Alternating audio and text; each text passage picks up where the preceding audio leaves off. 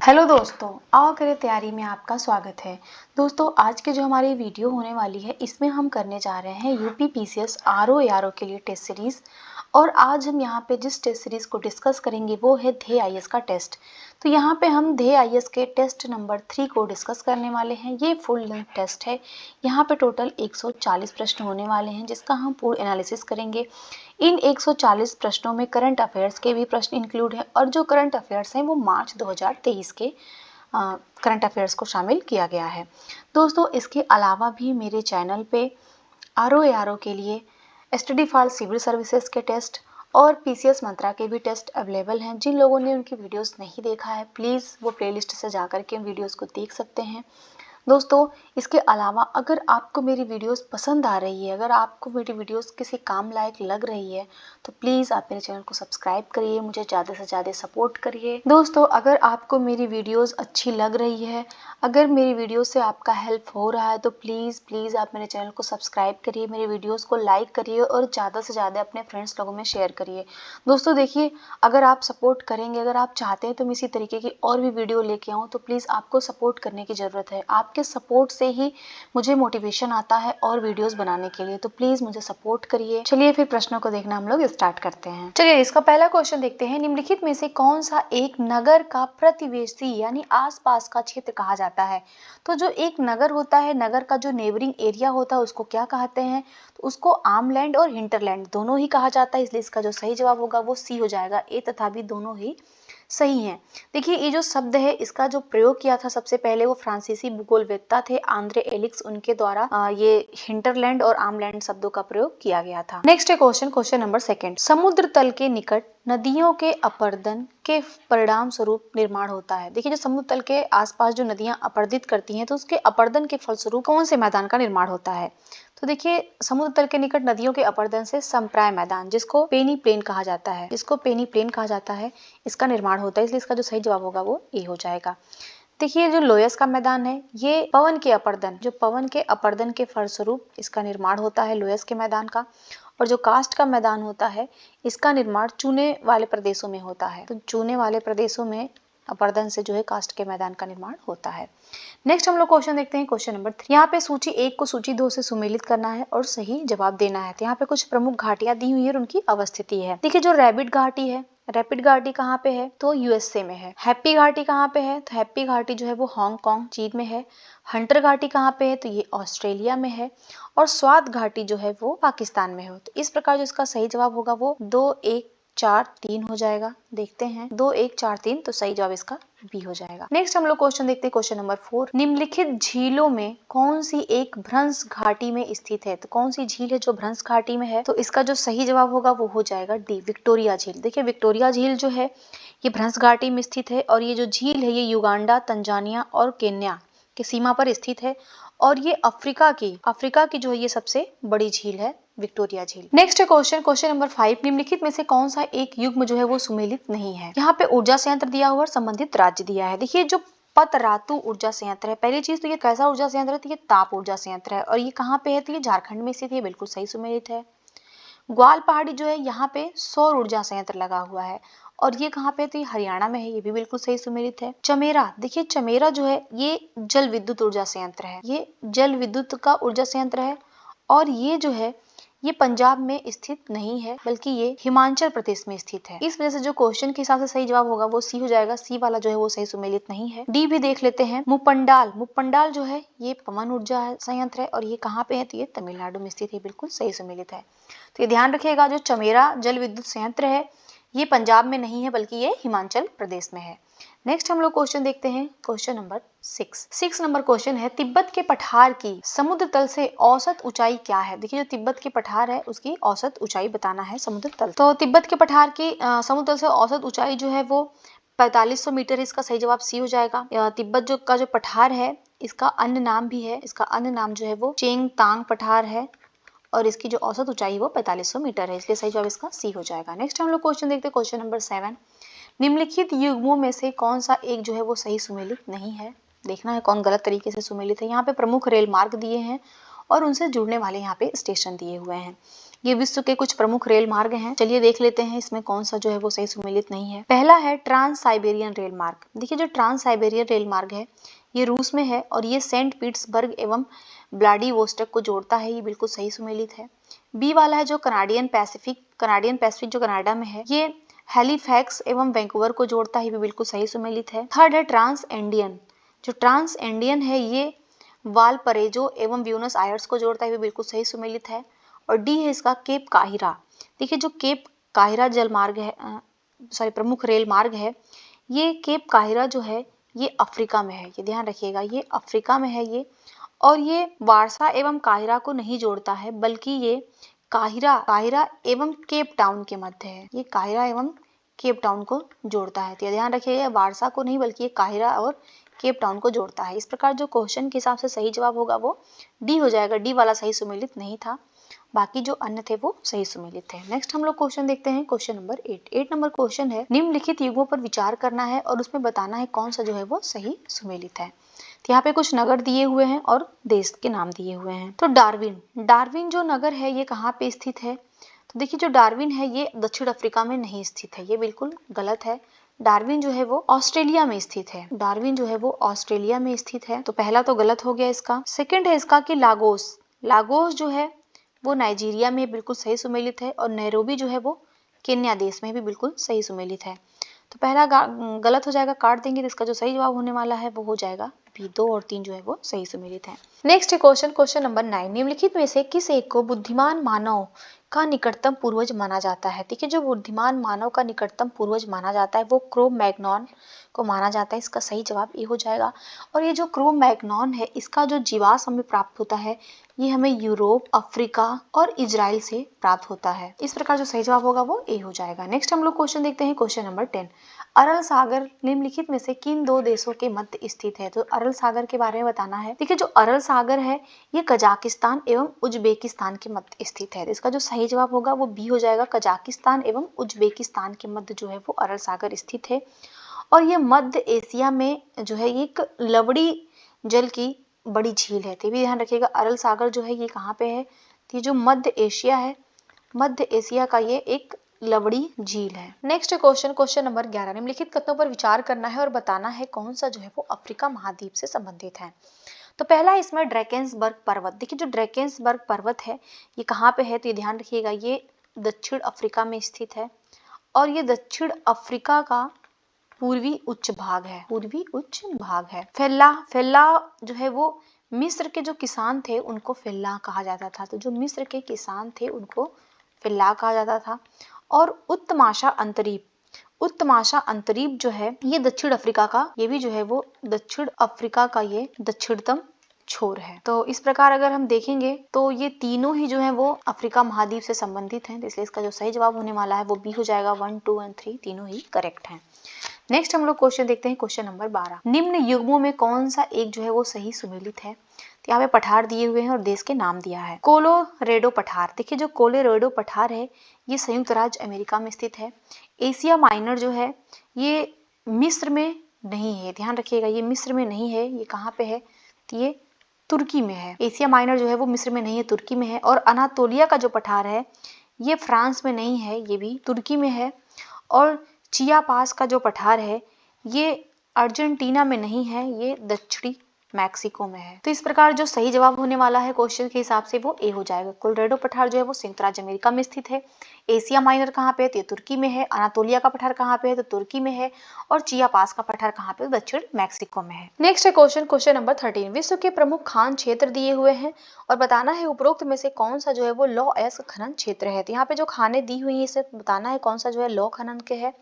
देखिए जो लैब्राडोर गर्त है ये लौह खनन से संबंधित है। और ये कारागांडा बेसिन, देखिए जो कारागांडा बेसिन है ये लौह अयस्क क्षेत्र नहीं है, ध्यान रखिएगा।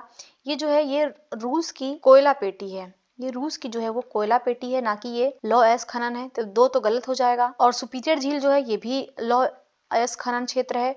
और टाम प्राइस हिल ये भी जो है वो लौह अयस्क खनन क्षेत्र है। तो इसका जो सही जवाब होगा वो 1, 3, 4 हो जाएगा, तो सही जवाब इसका सी होने वाला है। नेक्स्ट क्वेश्चन नंबर 14, निम्नलिखित में से कौन से कारक स्थानीय पवनों की उत्पत्ति के लिए उत्तरदायी हैं? देखिए जो पवनों की उत्पत्ति होती है ना वो टेम्परेचर डिफरेंस मेन कारण है जिसकी वजह से पवनों की उत्पत्ति होती है।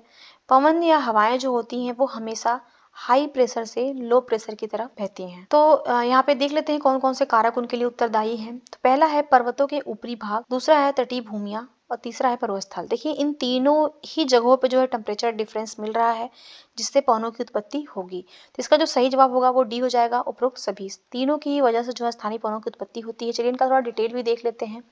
देखिए जो पर्वतों के ऊपरी भाग होते हैं, तो जो पर्वतों के ऊपरी भाग होते हैं ये घाटियों की अपेक्षा जो है वो शीघ्रता से ठंडे और गर्म हो जाते हैं जिससे टेम्परेचर डिफरेंस क्रिएट होता है और हवाएं चलने लगती हैं। सेकंड इसमें तटीय भूमियां। देखिए जो तटीय भूमियां होती हैं ये जो है अपना आसपास की तुलना में ये शीघ्रता से अपना टेम्परेचर जो है वो बदलती हैं। दिन में जो है ये समुद्र से अधिक गर्म हो जाती हैं और शाम होते ही रात होते ही ये समुद्र से अधिक ठंडी हो जाती हैं जिससे यहाँ पे भी टेम्परेचर डिफरेंस क्रिएट होता है और हवाएं चलने लगती हैं। थर्ड इसमें मरुस्थल। देखिए जो मरुस्थलीय भूमियां होती हैं ये ग्रीष्म काल में अत्यधिक गर्म हो जाती हैं और इसके विपरीत जैसे भी शीत ऋतु आती है तो उसमें ये उतनी ठंडी हो जाती हैं। इस वजह से वहां पे भी जो है ये टेम्परेचर डिफरेंस होता है और हवाएं चलने लगती हैं। तो ये तीनों ही कारणों की वजह से जो है वो स्थानीय पवनों की उत्पत्ति होती है। नेक्स्ट हम लोग क्वेश्चन देखते हैं, क्वेश्चन नंबर 15। नीलगिरी पहाड़ी का विस्तार है। देखिए जो नीलगिरी पहाड़ी है इसका विस्तार कहाँ पे है? तो देखिए ये तमिलनाडु राज्य में, केरल राज्य में और कर्नाटक राज्य में, तीनों में ही जो है नीलगिरी पहाड़ियों का विस्तार है। इसलिए इसका जो सही जवाब होगा वो डी हो जाएगा। उपयुक्त सभी राज्यों में है। तो ये ध्यान रखिएगा जो नीलगिरी पहाड़ी है ये 3 राज्यों में है, तमिलनाडु, केरल और कर्नाटक। और इसकी जो सबसे ऊंची चोटी है, नीलगिरी पहाड़ी की जो सबसे ऊंची चोटी है, इसकी सबसे ऊंची चोटी जो है वो दोदा बेट्टा है। ध्यान रखिएगा इसकी सबसे ऊंची चोटी कई बार एग्जाम में पूछा जाता है। तो इसकी सबसे ऊंची चोटी का नाम है दोदा बेट्टा। इसकी जो ऊंचाई है ये 2637 मीटर है। नेक्स्ट हम लोग क्वेश्चन देखते हैं, क्वेश्चन नंबर 16। 16 नंबर क्वेश्चन है, भारत के पूर्वी तथा पश्चिमी सुदूर बिंदुओं क्षेत्रों के स्थानीय समय में 2 घंटे का अंतर है। इसका क्या कारण है? देखिए जो भारत है इसको भारत ही समझ लीजिए। इस भारत के जो है पूर्वी और पश्चिमी क्षेत्रों में जो स्थानीय समय है, इनके स्थानीय समय में जो है वो 2 घंटे का डिफरेंस है और इस किन कारण की वजह से है? देखिए इसका जो सही जवाब होगा वो हो जाएगा भारत का विशाल देशांतरी विस्तार। तो भारत का जो देशांतरी विस्तार है वो बड़ा है, इसके वजह से जो है ये 2 घंटे का अंतर आता है। तो इसलिए इसका जो सही जवाब होने वाला है वो ए हो जाएगा। भारत का जो देशांतरी विस्तार है वो ध्यान रखिएगा वो 68 डिग्री 7 मिनट पूर्व से लेकर के 97 डिग्री 25 मिनट पूर्वी देशांतर के मध्य है। नेक्स्ट हम लोग क्वेश्चन देखते हैं, क्वेश्चन नंबर 17। 17 नंबर क्वेश्चन है, निम्नलिखित कथनों पर विचार करना है और सत्य कथन का चयन करना है। पहला है त्रिपुरा राज्य जो है वो 3 तरफ से बांग्लादेश से घिरा हुआ है। सेकंड है सिक्किम प्रदेश की जो सीमाएं हैं वो 3 देशों को स्पर्श करती हैं। देखिए यहाँ पे जो है दोनों ही स्टेटमेंट सही है, इसलिए इसका जो सही जवाब होगा वो सी हो जाएगा। देखिए जो त्रिपुरा राज्य है ये ध्यान रखिएगा, त्रिपुरा राज्य जो है ये 3 तरफ से बांग्लादेश से घिरा हुआ है और सिक्किम प्रदेश की जो सीमाएं लगती हैं वो 3 देशों के साथ लगती हैं। वो 3 देश कौन कौन से हैं तो आपको ये भी ध्यान रखना है, तो वो है नेपाल, भूटान और चीन। इन 3 देशों से जो सीमा शेयर करता है वो सिक्किम राज्य करता है। नेक्स्ट हम लोग क्वेश्चन देखते हैं, क्वेश्चन नंबर 18। निम्नलिखित में से कौन सा एक युग्म जो है वो सही सुमेलित नहीं है? हाइड्रोपोनिक्स। हाइड्रोपोनिक्स क्या होता है? तो जल में पौधों को उगाना हाइड्रोपोनिक्स कहा जाता है, बिल्कुल सही सुमेलित है। हार्टिकल्चर क्या होता है? तो हार्टिकल्चर बागवानी करना, बागवानी को हार्टिकल्चर कहा जाता है। और विटीकल्चर क्या होता है? तो विटीकल्चर जो होता है उसमें अंगूर की खेती को कहते हैं विटीकल्चर। और एपीकल्चर जो होता है वो रेशम कीट पालन नहीं होता है, ध्यान रखिएगा। एपीकल्चर जो होता है ये मधुमक्खी पालन होता है। मधुमक्खी पालन को एपीकल्चर कहा जाता है और जो रेशम कीट पालन है इसको सेरीकल्चर कहा जाता है। इसको जो है वो सेरीकल्चर कहा जाता है। तो ध्यान रखिएगा इसका जो सही जवाब होगा वो डी होने वाला है, डी हो जाएगा। नेक्स्ट हम लोग क्वेश्चन देखते हैं, क्वेश्चन नंबर 19। 19 नंबर क्वेश्चन देखना है, निम्नलिखित कथनों पर विचार करना है और सही कथन बताना है। तो देखते हैं क्वेश्चन में क्या पूछा जा रहा है। पहला है कि वायुमंडल में सबसे कम आयतन ओजोन द्वारा धारण किया गया है।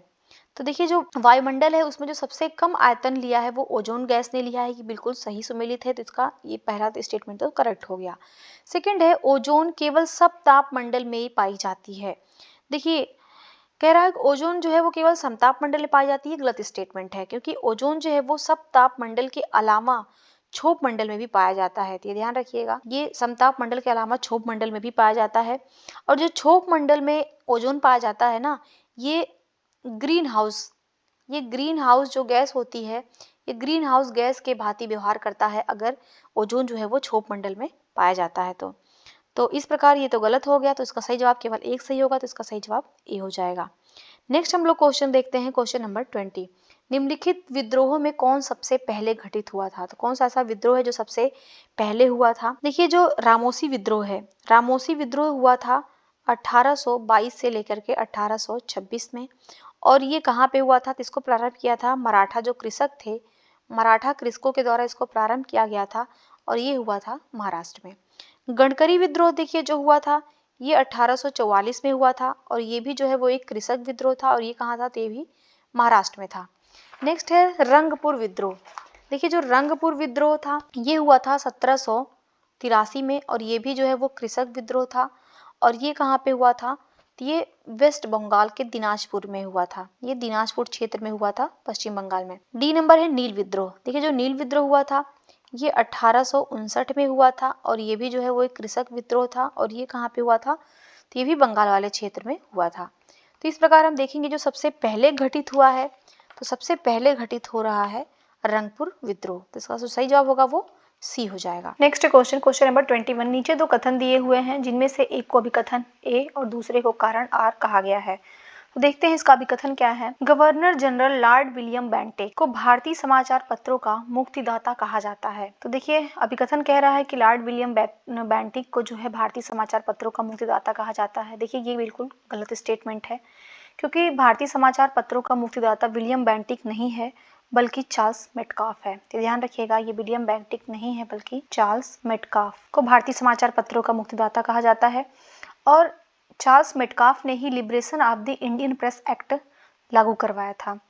तो इस प्रकार पहला इसका अभिकथन तो गलत हो गया। कारण देखते हैं। कारण है बेंटिक का दृष्टिकोण भारतीय समाचार पत्रों के प्रति उदार था। तो देखिए, बिल्कुल सही है, जो बेंटिक का दृष्टिकोण था वो भारतीय समाचार पत्रों के प्रति उदार था। तो इसका रीजन तो सही है परंतु अभिकथन गलत है, तो इसका जो सही जवाब होगा वो हो जाएगा डी। ए गलत है परंतु आर सही है, डी इसका सही जवाब हो जाएगा। नेक्स्ट क्वेश्चन देखते हैं, क्वेश्चन नंबर 22। निम्नलिखित ब्रिटिश कालीन आयोग या समितियों तथा उनके उद्देश्य के युग्मों में कौन सा जो है सही सुमेलित है? तो यहाँ पे कुछ आयोग दिए हुए हैं और उन आयोग का गठन किन उद्देश्यों के लिए किया गया था वो दिया हुआ है और इसमें देखना है कि कौन जो है वो सही सुमेलित है। देखिए, सप्रू आयोग का जो गठन किया गया था वो 1934 में किया गया था। 1934 में किया गया था और इस समय जो गवर्नर जनरल था सप्रू आयोग के समय वो लॉर्ड विलिंगटन था। ये लॉर्ड विलिंगटन के समय जो है सप्रू आयोग का गठन किया गया था और इसका जो उद्देश्य था वो बेरोजगारी की समीक्षा करना था। बिल्कुल सही सुमेलित है। हंटर आयोग, देखिए हंटर आयोग का गठन किया गया था 1882 में और इस समय जो गवर्नर जनरल था वो लॉर्ड रिपन था। तो रिपन के समय हंटर आयोग का गठन किया गया था। इसका उद्देश्य था शिक्षा का विकास करना। ये भी बिल्कुल सही सुमेलित है। थर्ड है इनाम आयोग। देखिए, इनाम आयोग का जो गठन किया गया था वो 1852 में किया गया था और इस समय जो गवर्नर जनरल था वो डलहौजी था।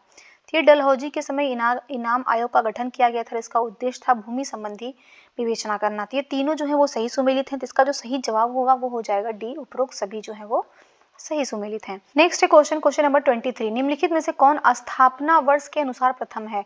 तो कौन सी कंपनी है जिसका स्थापना सबसे पहले हुआ था? तो देखिए, जो डच ईस्ट इंडिया कंपनी है, डच ईस्ट इंडिया कंपनी की स्थापना हुआ था 1600 ईस्वी में और अंग्रेजी जो ईस्ट इंडिया कंपनी है इसका स्थापना हुआ था 1602 ईस्वी में और जो पुर्तगाली ईस्ट इंडिया कंपनी थी इसका स्थापना हुआ था 1498 ईस्वी में और फ्रांसीसी जो ईस्ट इंडिया कंपनी है इसकी स्थापना हुआ था 1664 ईस्वी में। इस प्रकार अगर हम देखेंगे तो सबसे पहले पुर्तगाली ईस्ट इंडिया कंपनी की स्थापना हुई थी, तो सही जवाब इसका सी हो जाएगा। Next question, question number 24। Panipat के तृतीय युद्ध में मराठों का नेतृत्व किया था। देखिए, जो पानीपत का तृतीय युद्ध हुआ था ये कब हुआ था? ये ध्यान रखिएगा, ये 14 जनवरी 1761 में हुआ था युद्ध। और जो ये युद्ध होता है ये मराठा वर्सेस अहमद शाह अब्दाली, तो मराठा वर्सेस अहमद शाह अब्दाली के मध्य ये युद्ध होता है और इस समय जो पेशवा थे वो बालाजी बाजीराव थे, लेकिन जो मराठों का नेतृत्व किया था वो सदाशिवराव भाऊ ने किया था, इसलिए इसका सही जवाब सी हो जाएगा। और इस युद्ध में होता क्या है तो ये भी ध्यान रखिएगा, जो मराठा थे तो मराठों का पराजय होता है, मराठे इस युद्ध में हार जाते हैं। Next question, question number 25। निम्नलिखित में से किस एक को सुभाष चंद्र बोस द्वारा आधुनिक राष्ट्रीय आंदोलन का आध्यात्मिक पिता कहा गया है? देखिए, जो आधुनिक राष्ट्रीय आंदोलन का आध्यात्मिक पिता सुभाष चंद्र बोस ने कहा है वो स्वामी विवेकानंद को कहा। सही जवाब इसका डी हो जाएगा। और स्वामी विवेकानंद ने 1897 ईस्वी में रामकृष्ण मिशन की स्थापना किया था? तो ये भी ध्यान रखिएगा, रामकृष्ण मिशन की स्थापना किसने किया था? तो स्वामी विवेकानंद ने किया था। और कब किया था? 1897 ईस्वी में किया था। और ये किसके शिष्य थे? इनके गुरु का क्या नाम था? इनके गुरु का जो नाम था वो रामकृष्ण परमहंस था, रामकृष्ण परमहंस। नेक्स्ट है क्वेश्चन नंबर 26। निम्न युगों पर विचार करना है और सही सुमेल युग बताना है। देखिए यहाँ पे समाचार पत्र दिया हुआ है और उनके प्रकाशकों का नाम दिया हुआ है। देखिए जो द पायनियर जो समाचार पत्र है, इसके जो प्रकाशक हैं वो महात्मा गांधी नहीं है, गलत दिया हुआ है। द पायनियर समाचार पत्र के प्रकाशक जो हैं वो जॉर्ज एलन है। और सेकंड है नेशनल हेराल्ड। तो नेशनल हेराल्ड जो समाचार पत्र है, इसके प्रकाशक जवाहरलाल नेहरू हैं, बिल्कुल सही सुमेलित है। और स्वदेश वाहिनी जो समाचार पत्र है, इसके प्रकाशक CR रेड्डी नहीं है, ये गलत दिया हुआ है, बल्कि इसके जो प्रकाशक हैं वो के रामकृष्ण पिल्ले। और फोर्थ है फ्री हिंदुस्तान। तो देखिए जो फ्री हिंदुस्तान समाचार पत्र के प्रकाशक हैं वो तारकनाथ दास हैं। तो इस प्रकार हम देखेंगे कि 1 और 3 तो गलत सुमेलित था, तो जो सही जवाब होगा वो 2 और 4 सही जवाब होगा, तो सही जवाब इसका C हो जाएगा। नेक्स्ट हम लोग क्वेश्चन देखते हैं, क्वेश्चन नंबर 27 नंबर क्वेश्चन है, भारतीय राष्ट्रीय कांग्रेस के किस अधिवेशन में न्यायपालिका तथा कार्यपालिका को पृथक करने की मांग किया गया था? तो कौन सा ऐसा अधिवेशन था भारतीय राष्ट्रीय कांग्रेस का जिसमें कार्यपालिका और न्यायपालिका को पृथक करने की मांग किया गया था?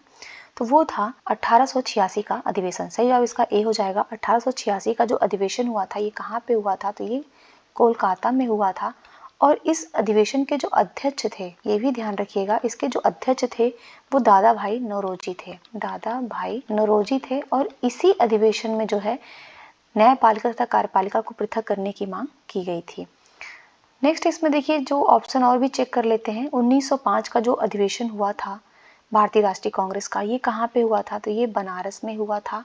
और इसके जो अध्यक्ष थे वो GK गोखले थे, गोपाल कृष्ण गोखले थे। और इसमें मुख्य बात क्या हुआ था कि यहाँ पे स्वराज पर सबसे पहली बार चर्चा किया गया था। तो ध्यान रखिएगा स्वराज पर पहली बार चर्चा कहाँ पे किया गया था? तो 1905 का अधिवेशन था बनारस का, वहाँ पे स्वराज पे पहली बार चर्चा की गई थी। 1903 का देखिए जो अधिवेशन है ये कहाँ पे हुआ था? तो ये मद्रास में हुआ था। और इसके जो अध्यक्ष थे वो ललित मोहन घोष थे। और यहाँ पे जो है पहली बार जो भारतीय विश्वविद्यालय एक्ट है और सरकारी गोपनीयता कानून को वापस लेने की मांग किया गया था 1903 के मद्रास अधिवेशन में। और 1885 का जो अधिवेशन था ये तो सबको पता ही होगा, ये कहाँ पे हुआ था? तो ये बम्बई में अधिवेशन हुआ था। और इसी अधिवेशन में क्या होता है कि जो भारतीय राष्ट्रीय कांग्रेस है इसकी स्थापना होती है और इसके जो अध्यक्ष होते हैं वो WC बनर्जी होते हैं। ये भी ध्यान रखिएगा, इसके जो अध्यक्ष थे वो WC बनर्जी थे। नेक्स्ट है क्वेश्चन नंबर 28। नीचे दो कथन दिए हुए हैं जिनमें एक को अभिकथन A और दूसरे को कारण R कहा गया है। देखिए इसका जो अभिकथन A है कह रहा है कि चार्ल्स वुड डिस्पैच 1854 को भारतीय शिक्षा का मैग्ना कार्टा भी कहा जाता है। देखिए बिल्कुल सही है, जो वुड डिस्पैच 1854 का उसको भारतीय शिक्षा का मैग्ना कार्टा कहा जाता है। और ये जब वुड डिस्पैच आया था उस टाइम पे गवर्नर जनरल कौन था? तो ये भी ध्यान रखिएगा, उस समय जो गवर्नर जनरल थे वो लॉर्ड डलहौजी थे। तो डलहौजी के समय में वुड डिस्पैच का गठन किया जाता है। और इसमें टोटल कितने अनुच्छेद होते हैं? तो इसमें टोटल 100 अनुच्छेद होते हैं। इसका कारण क्या था? तो इसका कारण था कि इसमें पहली बार जो है वो व्यापक स्तर पर शिक्षा हेतु सुझाव एवं घोषणाएं की गई थी। देखिए इसका कारण कथन भी सही है और इसका कारण भी सही है और सही व्याख्या भी कर रहा है, इसलिए इसका जो सही जवाब होगा वो A हो जाएगा। नेक्स्ट हम लोग क्वेश्चन देखते हैं, क्वेश्चन नंबर 29 नंबर क्वेश्चन है, निम्नलिखित में से कौन सा एक युग जो है वो सही सुमेलित नहीं है? तो अवध किसान सभा। देखिए जो अवध किसान सभा की स्थापना हुआ था वो बाबा रामचंद्र के समय में हुआ था, बिल्कुल सही है। और अवध किसान सभा की स्थापना कब हुआ था? तो ये भी ध्यान रखिएगा, 1920 में बाबा रामचंद्र के सहयोग से किया गया था। बिहार किसान सभा की जो स्थापना किया गया था ये 1929 में किया गया था और ये स्वामी सहजानंद सरस्वती के नेतृत्व में किया गया था। थर्ड इसमें कृषक प्रजा पार्टी। देखिए जो कृषक प्रजा पार्टी है इसका भी गठन जो है वो 1929 में किया गया था और फजलुल हक के नेतृत्व में किया गया था, ये बिल्कुल सही है। डी है इसका आंध्र प्रांतीय किसान सभा। देखिए आंध्र प्रांतीय किसान सभा का जो गठन किया गया था वो भी 1928 में किया गया था और ये इंदुलाल याज्ञिक के नेतृत्व में नहीं किया गया था, ये गलत है, बल्कि ये NG रंगा के नेतृत्व में या इनके सहयोग से इसको किया गया था। तो इस प्रकार जो सही जवाब होगा वो डी हो जाएगा, डी वाला जो है वो सही सुमेलित नहीं है।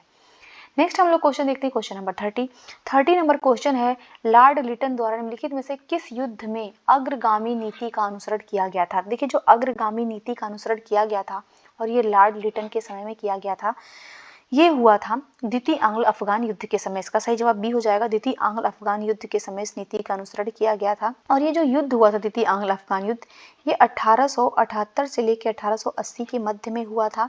और इस युद्ध में होता क्या है, जो आंग्ल अफगान द्वितीय युद्ध होता है, इसकी जो समाप्ति होती है ये गंडमक की संधि के द्वारा समाप्त होता है। तो ये भी ध्यान रखिएगा, गंडमक की संधि के द्वारा जो है इस युद्ध की समाप्ति होती है। तो ये ध्यान रखिएगा, गंडमक की संधि कई बार एग्जाम में पूछा जाता है।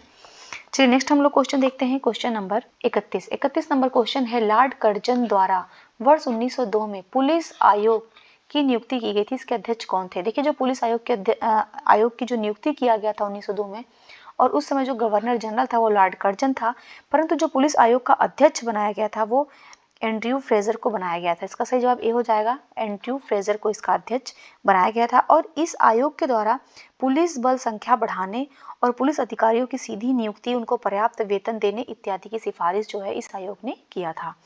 नेक्स्ट हम लोग क्वेश्चन देखते हैं, क्वेश्चन नंबर 32 नंबर क्वेश्चन है, निम्नलिखित में से कौन सा अंग्रेज यात्री कैप्टन हॉकिंस के साथ भारत आया था जिसने अनारकली की दंत कथा का उल्लेख किया था। देखिए जो अंग्रेज यात्री था कैप्टन हॉकिंस, ये जहांगीर के दरबार में आता है, तो पूछा जा रहा है क्वेश्चन में कि कैप्टन हॉकिंस के साथ कौन आया था जिसने अनारकली की दंत कथा का उल्लेख किया है।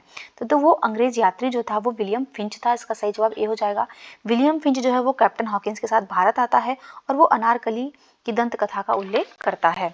नेक्स्ट हम लोग क्वेश्चन देखते हैं, क्वेश्चन नंबर 33 नंबर क्वेश्चन है, महाकवि भारवी जिन्हें किरातार्जुनीयम नामक महाकाव्य लिखा था, निम्नलिखित में से किस एक शासक की राजसभा में ये निवास करते थे। तो जो महाकवि भारवी थे ये किसके शासन काल में रहते थे, तो ये रहते थे सिंह विष्णु के शासन काल में। इसका सही जवाब भी हो जाएगा, सिंह विष्णु के शासन काल में रहते थे। और ये सिंह विष्णु जो है ये पल्लव राजवंश का संस्थापक है। तो ये भी ध्यान रखिएगा, जो पल्लव राजवंश है इसके संस्थापक का नाम है सिंह विष्णु। और इन्हीं के दरबार में जो है महाकवि भारवी रहते थे जिन्होंने किरातार्जुनीयम नामक महाकाव्य लिखा है।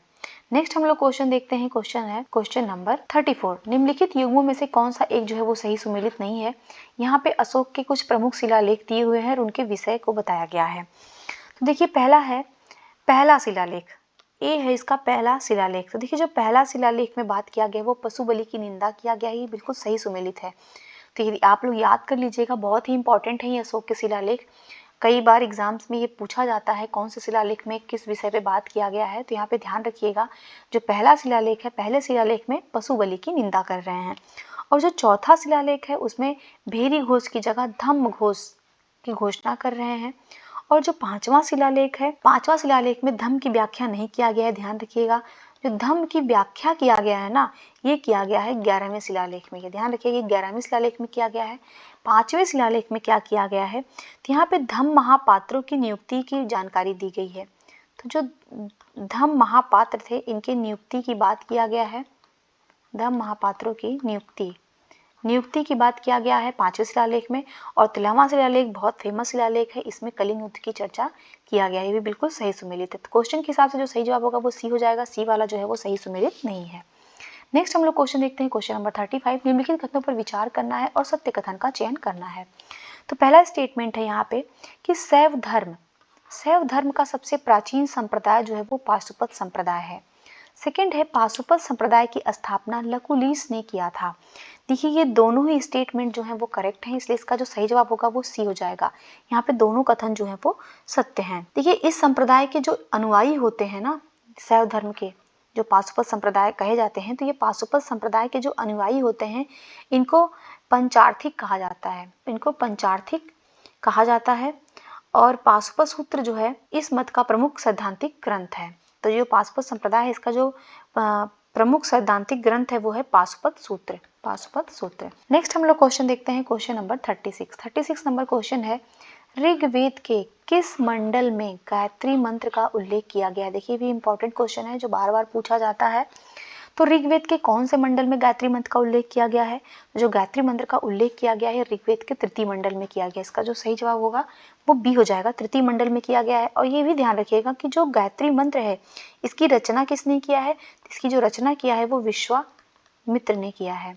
और ये किसके लिए रचित सूत्र है? तो ये भी ध्यान रखिएगा, ये सूर्य के लिए रचा गया मंत्र है गायत्री मंत्र। ऋग्वेद में टोटल कितने मंडल हैं? तो ऋग्वेद में टोटल 10 मंडल हैं और 10 मंडल के जो तीसरा मंडल है यहीं पे गायत्री मंत्र की चर्चा किया गया है। नेक्स्ट है क्वेश्चन नंबर 37। निम्नलिखित में से कौन से जो है वो नवपाषाण काल से संबंधित है? बेटका के गुफा चित्र, देखिए जो भीमबेटका के गुफा चित्र हैं ये मिले कहाँ पे हैं? तो ये मध्य प्रदेश के रायसेन जिले में प्राप्त हुए हैं। और इसकी जो खोज किसने किया था? तो खोज किया था इसका विष्णु श्रीधर वाकाडकर ने। विष्णु श्रीधर वाकाडकर ने इसकी खोज किया था। और ये जो चित्र प्राप्त होते हैं ये पूरा पाषाण काल से लेकर के मध्य पाषाण काल तक के यहाँ पे साक्ष्य मिलते हैं। और देखिए सेकंड जो है वो पशुपालन का प्रारंभ। देखिए जो पशुपालन का प्रारंभ हुआ था ना ये मध्य पाषाण काल में हुआ है। तो इसका जो प्रारंभ हुआ है ये मध्य पाषाण काल में हुआ है। और थर्ड है मानव द्वारा सर्वप्रथम आग का प्रयोग। तो मानव के द्वारा जो सर्वप्रथम आग का प्रयोग किया गया है, प्रयोग भी हुआ है, ये नवपाषाण काल में इसका प्रयोग हुआ है। और पहिए का प्रयोग भी जो है वो नवपाषाण काल में हुआ है। तो इस प्रकार हम देखेंगे तो 2 वाला तो गलत हो गया, 1, 3, 4 इसका सही जवाब होगा। तो इसका जो सही जवाब होगा वो ए हो जाएगा। नेक्स्ट हम लोग क्वेश्चन देखते हैं, क्वेश्चन नंबर 38 नंबर क्वेश्चन है, हिंद महासागर में होने वाले व्यापार को नियंत्रित करने हेतु कार्ड्स अरमेडा व्यवस्था निम्नलिखित में से किसके द्वारा लागू किया गया था? देखिए जो कॉटेज सिस्टम लागू किया गया था इसको लागू किया था पुर्तगालियों ने। इसका जो सही जवाब होगा वो ए हो जाएगा, पुर्तगालियों ने इसको लागू किया था। और इसका उद्देश्य ही था कि जो हिंद महासागर में व्यापार हो रहा है उसको नियंत्रित करना। तो ये इसमें पुर्तगीज लोग करते क्या थे कि कोई भी भारतीय या अरबी जो जहाज अपना लेकर के जाते थे वो बिना इनसे परमिट लिए हुए अपना जहाज नहीं लेके जा सकते थे। और यहाँ तक कि देखिए जो मुगल सम्राट अकबर था ना उसको भी कॉटेज देना पड़ा था। तो ये ध्यान रखिएगा, इसका जो सही जवाब होगा वो ए हो जाएगा, पुर्तगालियों के द्वारा इसको प्रारंभ किया गया था। नेक्स्ट हम लोग क्वेश्चन देखते हैं, क्वेश्चन नंबर 39।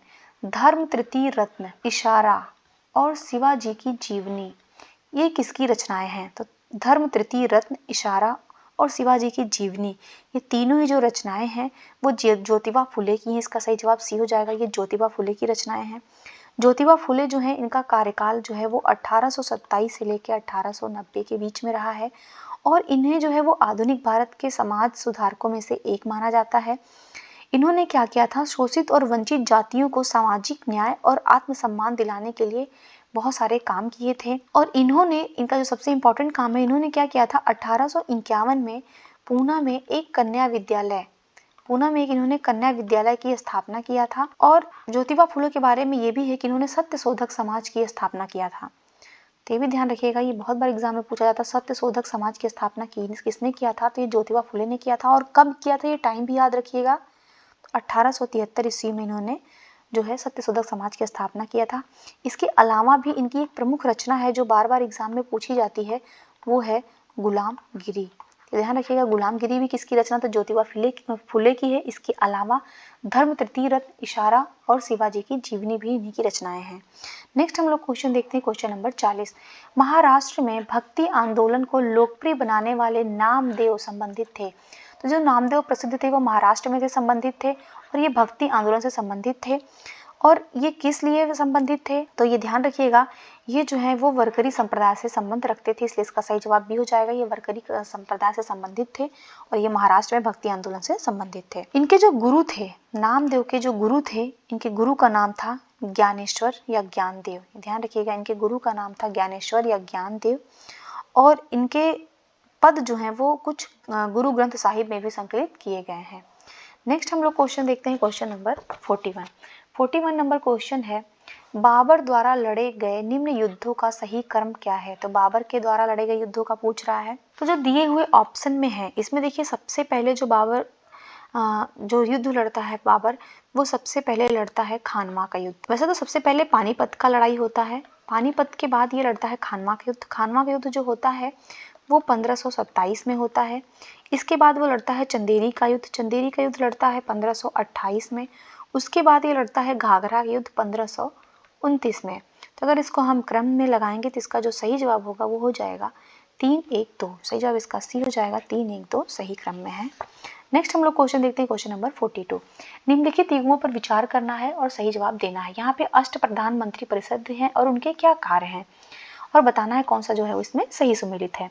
देखिए जो अष्ट प्रधानमंत्री परिषद था ना, ये जो मराठा होते थे, मराठा में ये व्यवस्था लागू थी। और सुमंत कौन होता था, तो ध्यान रखिएगा, सुमंत होता था वो विदेश मंत्री होता था। सर ए नौबत जो होता था वो सेना भर्ती या संगठन का प्रमुख होता था या उससे संबंधित कार्य देखता था। और अमात्य जो होता था वो वित्त एवं राजस्व का मंत्री होता था। ये तीनों ही जो है वो सही सुमेलित थे, इसलिए इसका जो सही जवाब होगा वो डी हो जाएगा। नेक्स्ट है क्वेश्चन नंबर 43। राज्य विधान परिषद के संबंध में कथनों में बताना है कौन सा सही नहीं है। तो देखिए यहाँ पे राज्य विधान परिषद के बारे में पूछा जा रहा है। तो राज्य विधान परिषद की जो बात किया गया है हमारे संविधान में, वो ध्यान रखिएगा वो अनुच्छेद 169 के तहत किया गया है। इसके अनुसार होता क्या है कि संसद राज्य विधान परिषद का गठन एवं विघटन कर सकती है। इसका जो गठन होगा या विघटन होगा, ये दोनों ही काम कौन करेगा, तो ये संसद कर सकती है। संसद को ये शक्ति दिया गया है अनुच्छेद 169 के तहत। विधान परिषद जो होता है वो एक अस्थायी सदन होता है। तो विधान परिषद कैसा सदन, तो ये एक अस्थायी सदन होता है और ये कभी भंग नहीं होता है। और इसके जो सदस्यों का कार्यकाल होता है, वो कार्यकाल जो होता है वो 6 वर्ष जो है इनके सदस्यों का कार्यकाल होता है। तो चलिए फिर हम लोग ऑप्शन देख लेते हैं, इसमें फिर देखते हैं कौन सा सही है कौन सा गलत है। तो कह रहा है कि इसका कार्यकाल 6 वर्षों का होता है। देखिए ये तो गलत हो गया ना, क्योंकि इसका कार्यकाल 6 वर्षों का नहीं होता है, क्योंकि अभी हम क्या देख रहे हैं कि राज्य विधान परिषद जो है ये एक अस्थायी सदन है। इसके सदस्यों का कार्यकाल 6 वर्ष होता है, ना कि राज्य विधान परिषद का। इसलिए इसका जो सही जवाब होना चाहिए वो ए इसका सही जवाब हो जाएगा। और भी ऑप्शन को हम चेक कर लेते हैं। बी है कि यह एक अस्थायी सदन है, बिल्कुल सही कह रहा है। और जो विधान परिषद इसके कुल सदस्यों में से जो 1/6 सदस्य होते हैं वो राज्यपाल के द्वारा मनोनीत किए जाते हैं, भी बिल्कुल सही है। और डी है कि राज्य विधान परिषद जो है उसका सदस्य बनने के लिए जो न्यूनतम आयु होना चाहिए वो 30 वर्ष होना चाहिए, ये भी बिल्कुल सही है। चलिए फिर नेक्स्ट क्वेश्चन देखते हैं हम लोग। नेक्स्ट क्वेश्चन है क्वेश्चन नंबर 44। निम्नलिखित में से कौन सा एक उत्तर प्रदेश का ताप विद्युत संयंत्र नहीं है। तो उत्तर प्रदेश का ताप विद्युत संयंत्र कौन सा नहीं है, देखिए नरौरा। इसका सही जवाब जो होगा वो बी हो जाएगा, नरौरा। नरौरा जो है ये ताप विद्युत संयंत्र नहीं है, बल्कि नरौरा जो है ये उत्तर प्रदेश का एकमात्र परमाणु संयंत्र है। ध्यान रखिएगा ये परमाणु संयंत्र है, ना कि ये जो है ताप विद्युत संयंत्र है। और ये कहाँ पे है, तो ये बुलंदशहर में है, ये बुलंदशहर में है। और इसके अलावा जो ओबरा हो गया, सिंगरौली हो गया, टांडा हो गया, ये तीनों ही जो हैं ये उत्तर प्रदेश के ताप विद्युत संयंत्र हैं। नेक्स्ट हम लोग क्वेश्चन देखते हैं क्वेश्चन नंबर 45 नंबर क्वेश्चन है, मूल अधिकारवाद योग्य होते हैं, इससे तात्पर्य है। देखिए मूल अधिकारवाद योग्य होते हैं, इसका मतलब ही है कि अगर आपके अधिकारों का हनन हो रहा है तो आप सीधे सुप्रीम कोर्ट जाएंगे। और इसके लिए बात कहाँ पे किया गया है, तो आर्टिकल 32 में। आर्टिकल 32 में कहा गया है कि अगर आपके मूल अधिकारों का हनन हो रहा है तो आप डायरेक्ट इसके लिए सुप्रीम कोर्ट जाएंगे। इस प्रकार इसको वाद योग्य कहा जाता है। इसलिए इसका आंसर अगर हम देखेंगे कौन सा हो जाएगा, तो इसका जो सही जवाब होगा वो सी हो जाएगा। इनको लागू करवाने हेतु न्यायालय की शरण ली जा सकती है, ये इसका सही जवाब हो जाएगा। नेक्स्ट हम लोग क्वेश्चन देखते हैं क्वेश्चन नंबर 46 नंबर क्वेश्चन है, चोल काल में ग्रामीण प्रतिनिधि सभाओं के चुनाव में उम्मीदवारों के लिए अनिवार्य योग्यता नहीं थी। देखिए जो चोल शासन काल था उसमें जो ग्रामीण प्रतिनिधि होते थे उनकी सभा होती थी, उसमें जो चुनाव के लिए उम्मीदवार खड़े होते थे उनकी एक कौन सी योग्यता नहीं होती थी। देखिए इसमें जो पहला है उस गांव का निवासी होना चाहिए, बिल्कुल सही योग्यता होती थी। बी इसमें कि 30 वर्ष से अधिक आयु, लेकिन 70 वर्ष से अधिक नहीं होनी चाहिए योग्यता उनकी। अगर कोई व्यक्ति जो है वो 30 वर्ष से अधिक का है परंतु 70 वर्ष से कम का है तो वो जो है ग्रामीण प्रतिनिधि के रूप में खड़ा हो सकता है, ये भी बिल्कुल सही है। और सी है कि वैदिक मंत्रों का वो ज्ञाता होना चाहिए। देखिए बिल्कुल ये भी सही है, अगर चोल काल में आपको ग्राम प्रतिनिधि के रूप में चुनाव लड़ना है तो आपको वैदिक मंत्र का भी ज्ञान होना चाहिए। और डी कह रहा है कि शिक्षित न होना। देखिए शिक्षित न होना तो कोई सवाल ही नहीं है। चोल काल में अगर आपको ग्रामीण प्रतिनिधि का चुनाव लड़ना है तो आपको शिक्षित होना चाहिए, ये अनिवार्य था। तो इस प्रकार हम अगर देखेंगे तो सही जवाब क्वेश्चन के हिसाब से डी हो जाएगा, डी वाला जो है वो सही सुमेलित नहीं है। नेक्स्ट हम लोग क्वेश्चन देखते हैं क्वेश्चन नंबर 47 नंबर क्वेश्चन है, निम्नलिखित में से किसके द्वारा मौर्य काल में राजस्व एकत्र करने का कार्य किया जाता था। देखिए जो मौर्य काल में राजस्व एकत्रित करता था वो कौन करता था, तो वो करता था समाहर्ता। इसका सही जवाब सी हो जाएगा। जो समहर्ता होता था वो राजस्व एकत्रित करता था। और अंतपाल, देखिए जो अंतपाल होता था ये सीमा रक्षक होता था। अंतपाल जो होता था वो सीमा रक्षक होता था। और प्रादेशिक कौन होता था? तो प्रादेशिक होता था ये प्रांतीय गवर्नर। प्रांतीय गवर्नर को जो है वो प्रादेशिक कहा जाता था। नेक्स्ट हम लोग क्वेश्चन देखते हैं, क्वेश्चन नंबर 48। 48 नंबर क्वेश्चन है, भारतीय संविधान का कौन सा अनुच्छेद स्कूलों में मिड डे मील कार्यक्रम के लिए प्रेरणा स्रोत है? तो मिड डे मील जो कार्यक्रम चलाया गया है इसके लिए प्रेरणा स्रोत कौन सा आर्टिकल है, ये हमें देखना है क्वेश्चन में। देखिए यहाँ पे आर्टिकल 44, आर्टिकल 44 सबको ही पता होगा ये किससे है? तो ये जो है ये यूनिफॉर्म सिविल कोड से संबंधित है। ये यूनिफॉर्म सिविल कोड से संबंधित है। ये जो हम लोग इसको कहते हैं ना कि समान नागरिक संहिता, सबके लिए जैसे कानून होने चाहिए, उससे संबंधित है। अनुच्छेद 45, देखिए जो अनुच्छेद 45 है ये बच्चों में निःशुल्क और अनिवार्य शिक्षा से संबंधित है। और अनुच्छेद 43A किससे संबंधित है? तो ये जो उद्योगों में प्रबंधन, जो उद्योगों का प्रबंधन होता है, तो इस प्रबंधन में जो कर्मकारों की भूमिका होती है उससे संबंधित है अनुच्छेद 43A। और अनुच्छेद जो 47 है ये संबंधित है कि एक मिड डे मील कार्यक्रम के लिए। तो इसका जो सही जवाब होगा वो डी हो जाएगा। चलिए इसका थोड़ा डिटेल भी देख लेते हैं। अनुच्छेद 47 के अनुसार राज्य का यह प्राथमिक कर्तव्य है कि वह लोगों को पोषाहार के स्तर और जीवन स्तर को ऊंचा उठाने और लोक स्वास्थ्य को सुधारने का प्रयास करेगा। साथ ही जो मादक पदार्थ तथा स्वास्थ्य के लिए जो भी हानिकारक औषधि हैं उन पे वो प्रतिबंध लगाएगा। तो ये अनुच्छेद के 47 के तहत जो है ये राज्य का कर्तव्य होता है। नेक्स्ट हम लोग क्वेश्चन देखते हैं, क्वेश्चन नंबर 49। 49 नंबर क्वेश्चन है, निम्नलिखित में से कौन सा भाग तथा अनुच्छेद केंद्र राज्य के विधायी संबंध, ठीक है, केंद्र और राज्य के विधायी संबंधों के बारे में चर्चा कर रहा है। तो इसका जो सही जवाब होगा वो हो जाएगा ए जो है यहाँ पे जो भाग 11 में अनुच्छेद 245 से लेकर 255 तक है ये विधायी संबंधों की बात करता है। नेक्स्ट हम लोग क्वेश्चन देखते हैं, क्वेश्चन नंबर 50। 50 नंबर क्वेश्चन है, निम्नलिखित में से किस बात में उच्चतम न्यायालय द्वारा यह टिप्पणी की गई कि भाग 3 एवं भाग 4 के मध्य संतुलन संविधान का आधारभूत ढांचा है? तो कौन से बात में सुप्रीम कोर्ट ने ये कहा था कि जो भाग 3 में क्या है? तो भाग 3 में हमारे फंडामेंटल राइट है, मूल अधिकार है। और भाग 4 में क्या है? तो भाग 4 में हमारे डीपीएसपी हैं, नीति निषेध तत्व हैं। तो इनके मध्य संतुलन जो है वही संविधान का आधारभूत ढांचा है। ये बात जो है सुप्रीम कोर्ट बोलता है मिनर्वा मिल्स बनाम भारत संघवाद में। इसका सही जवाब भी हो जाएगा। मिनर्वा मिल्स भारत संघवाद में जो सुप्रीम कोर्ट है अपना ये बयान देता है। नेक्स्ट हम लोग क्वेश्चन देखते हैं, क्वेश्चन नंबर 51। 51 नंबर क्वेश्चन है, नीचे दो कथन दिए गए हैं जिनमें से एक को अभिकथन और दूसरे को कारण कहा गया है। इसका अभिकथन ए है, प्राक्कलन समिति को अस्थायी मितव्यता समिति भी कहा जाता है। कारण है कि यह समिति सरकारी अपव्यय को रोकने की सिफारिश करती है। देखिए यहाँ पे जो है ये बिल्कुल सही स्टेटमेंट है, दोनों ही सही हैं और इसका सही व्याख्या भी कर रहा है। इसका सही जवाब ए हो जाएगा। प्राक्कलन समिति जो होती है वो अस्थायी मितव्यता समिति होती है, क्योंकि इस समिति का काम ही होता है कि जो भी सरकारी अपव्यय हो रहा है उसको रोकने के लिए सिफारिश करता है। और भी इस समिति के बारे में थोड़ी जानकारी हम लोग देख लेते हैं। इसका जो गठन होता है, ये ध्यान रखिएगा, इसका जो गठन होता है, इसका कार्यकाल होता है वो 1 वर्ष के लिए होता है। और कोई भी जो मंत्री होता है वो इसका सदस्य नहीं होता है। तो कोई भी मंत्री इस समिति का सदस्य नहीं होता है। और जो पहली बार ये समिति का गठन जब किया गया था प्राक्कलन समिति का, तो जो तत्कालीन वित्त मंत्री थे जॉन मथाई, ध्यान रखिएगा ये भी एग्जाम में पूछता है किसकी सिफारिश पे पहली बार इस समिति का गठन किया गया था। तो जो तत्कालीन वित्त मंत्री थे जॉन मथाई, तो जॉन मथाई की सिफारिश पे जो है पहली बार इस समिति का गठन किया जाता है। और इस समिति का जो गठन होता है इसमें जो सदस्य होते हैं, ये भी ध्यान रखिएगा, इसके जो सदस्य होते हैं, सदस्य सिर्फ लोकसभा से ही होते हैं। ये ध्यान रखिएगा, इसमें सिर्फ लोकसभा के सदस्य होते हैं। और कितने सदस्य होते हैं? तो इसमें टोटल 30 सदस्य होते हैं और 30 के 30 जो हैं वो लोकसभा से होते हैं। इसमें राज्यसभा का कोई अधिकार नहीं होता है। नेक्स्ट है क्वेश्चन नंबर 52। 52 नंबर क्वेश्चन है, किसी राज्य की जनसंख्या कितनी होने पर मध्यवर्ती या खंड स्तर पर पंचायत का गठन आवश्यक हो जाता है? देखिए जो पंचायत के गठन की बात किया गया है संविधान में वो 73वां संविधान संशोधन 1992 का, इसके द्वारा बात किया गया है।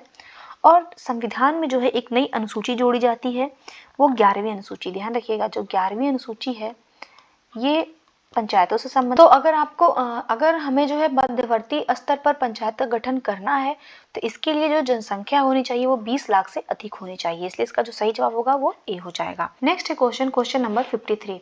भारतीय संविधान में राज्यपाल द्वारा राष्ट्रपति के विचारार्थ विधेयक सुरक्षित रखना किस देश के संविधान से लिया गया है?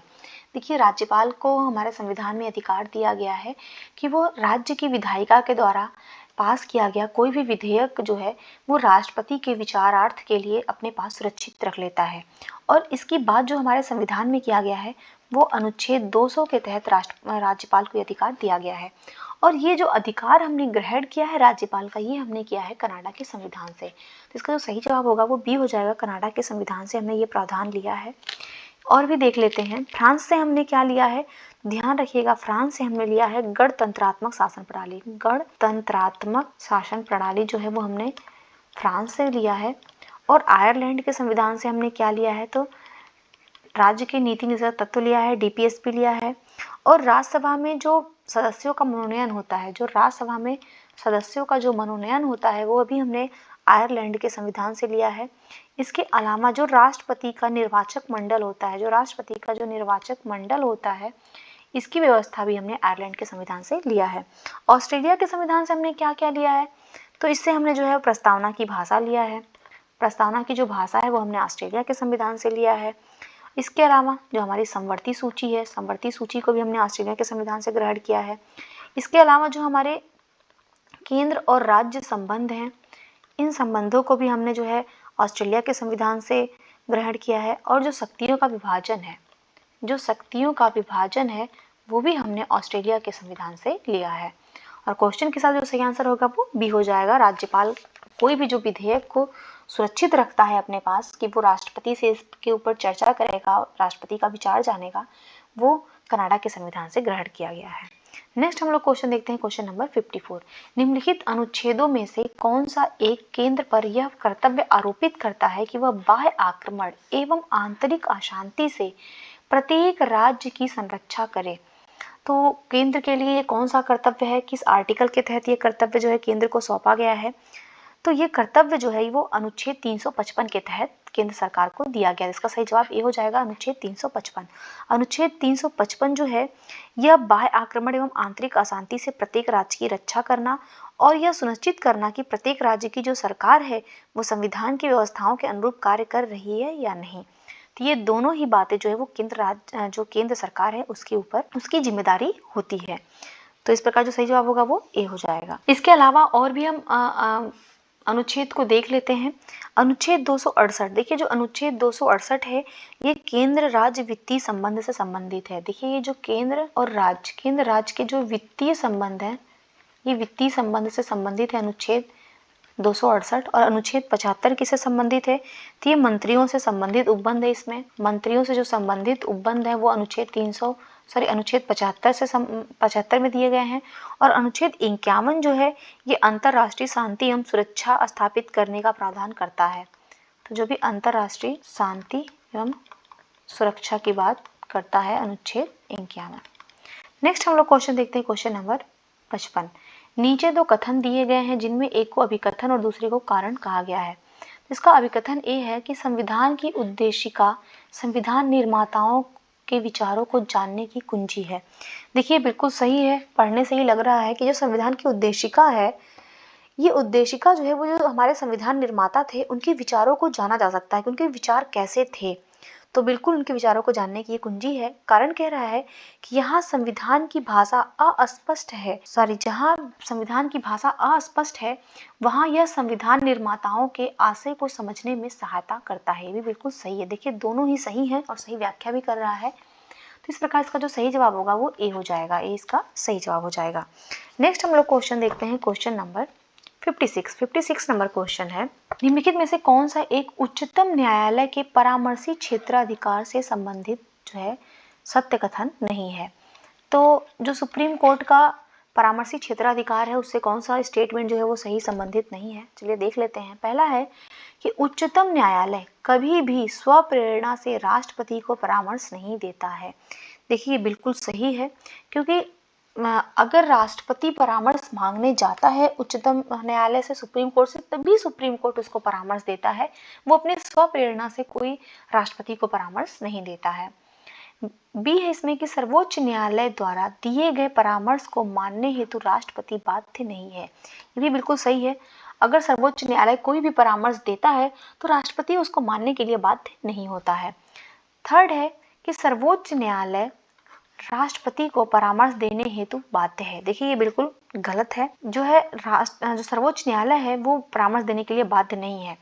पहली चीज तो देखिए, राष्ट्रपति जो है प्रेसिडेंट ही परामर्श लेने के लिए सुप्रीम कोर्ट के पास जाता है, और सुप्रीम कोर्ट कोई बाध्य नहीं है कि उसको परामर्श देगा ही देगा।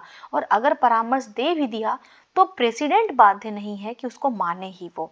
तो ये ध्यान रखिएगा। और डी है इसमें अनुच्छेद 143 सर्वोच्च न्यायालय को परामर्शी संबंधी क्षेत्राधिकार प्रदान करता है। ये बिल्कुल सही है। अनुच्छेद 143 है, इसके तहत जो है वो राष्ट्रपति जो सुप्रीम कोर्ट से परामर्श करता है, या परामर्शी क्षेत्राधिकार जो सुप्रीम कोर्ट का, वो अनुच्छेद 143 के तहत है। तो ये भी सही है। तो यहाँ पे अगर हम देखेंगे इसका सही जवाब क्वेश्चन का कौन सा हो जाएगा, तो वो हो जाएगा सी वाला। सी इसका सही जवाब होगा, क्योंकि सी जो है वो सत्य कथन नहीं है। सर्वोच्च न्यायालय राष्ट्रपति को परामर्श देने के लिए बाध्य नहीं है, ये ध्यान रखिएगा। Next question number 57। निम्नलिखित अनुच्छेदों में से किसके तहत राज्यसभा को यह अधिकार प्रदान किया गया है कि वह राष्ट्रीय हित में अखिल भारतीय सेवाओं के सृजन हेतु उपबंध कर सकती है। देखिए हमारे संविधान में जो राज्यसभा है ना, राज्यसभा को दो स्पेशल पावर दिए गए हैं। दो स्पेशल पावर क्या है, एक तो अनुच्छेद 249 है और दूसरा है अनुच्छेद 312।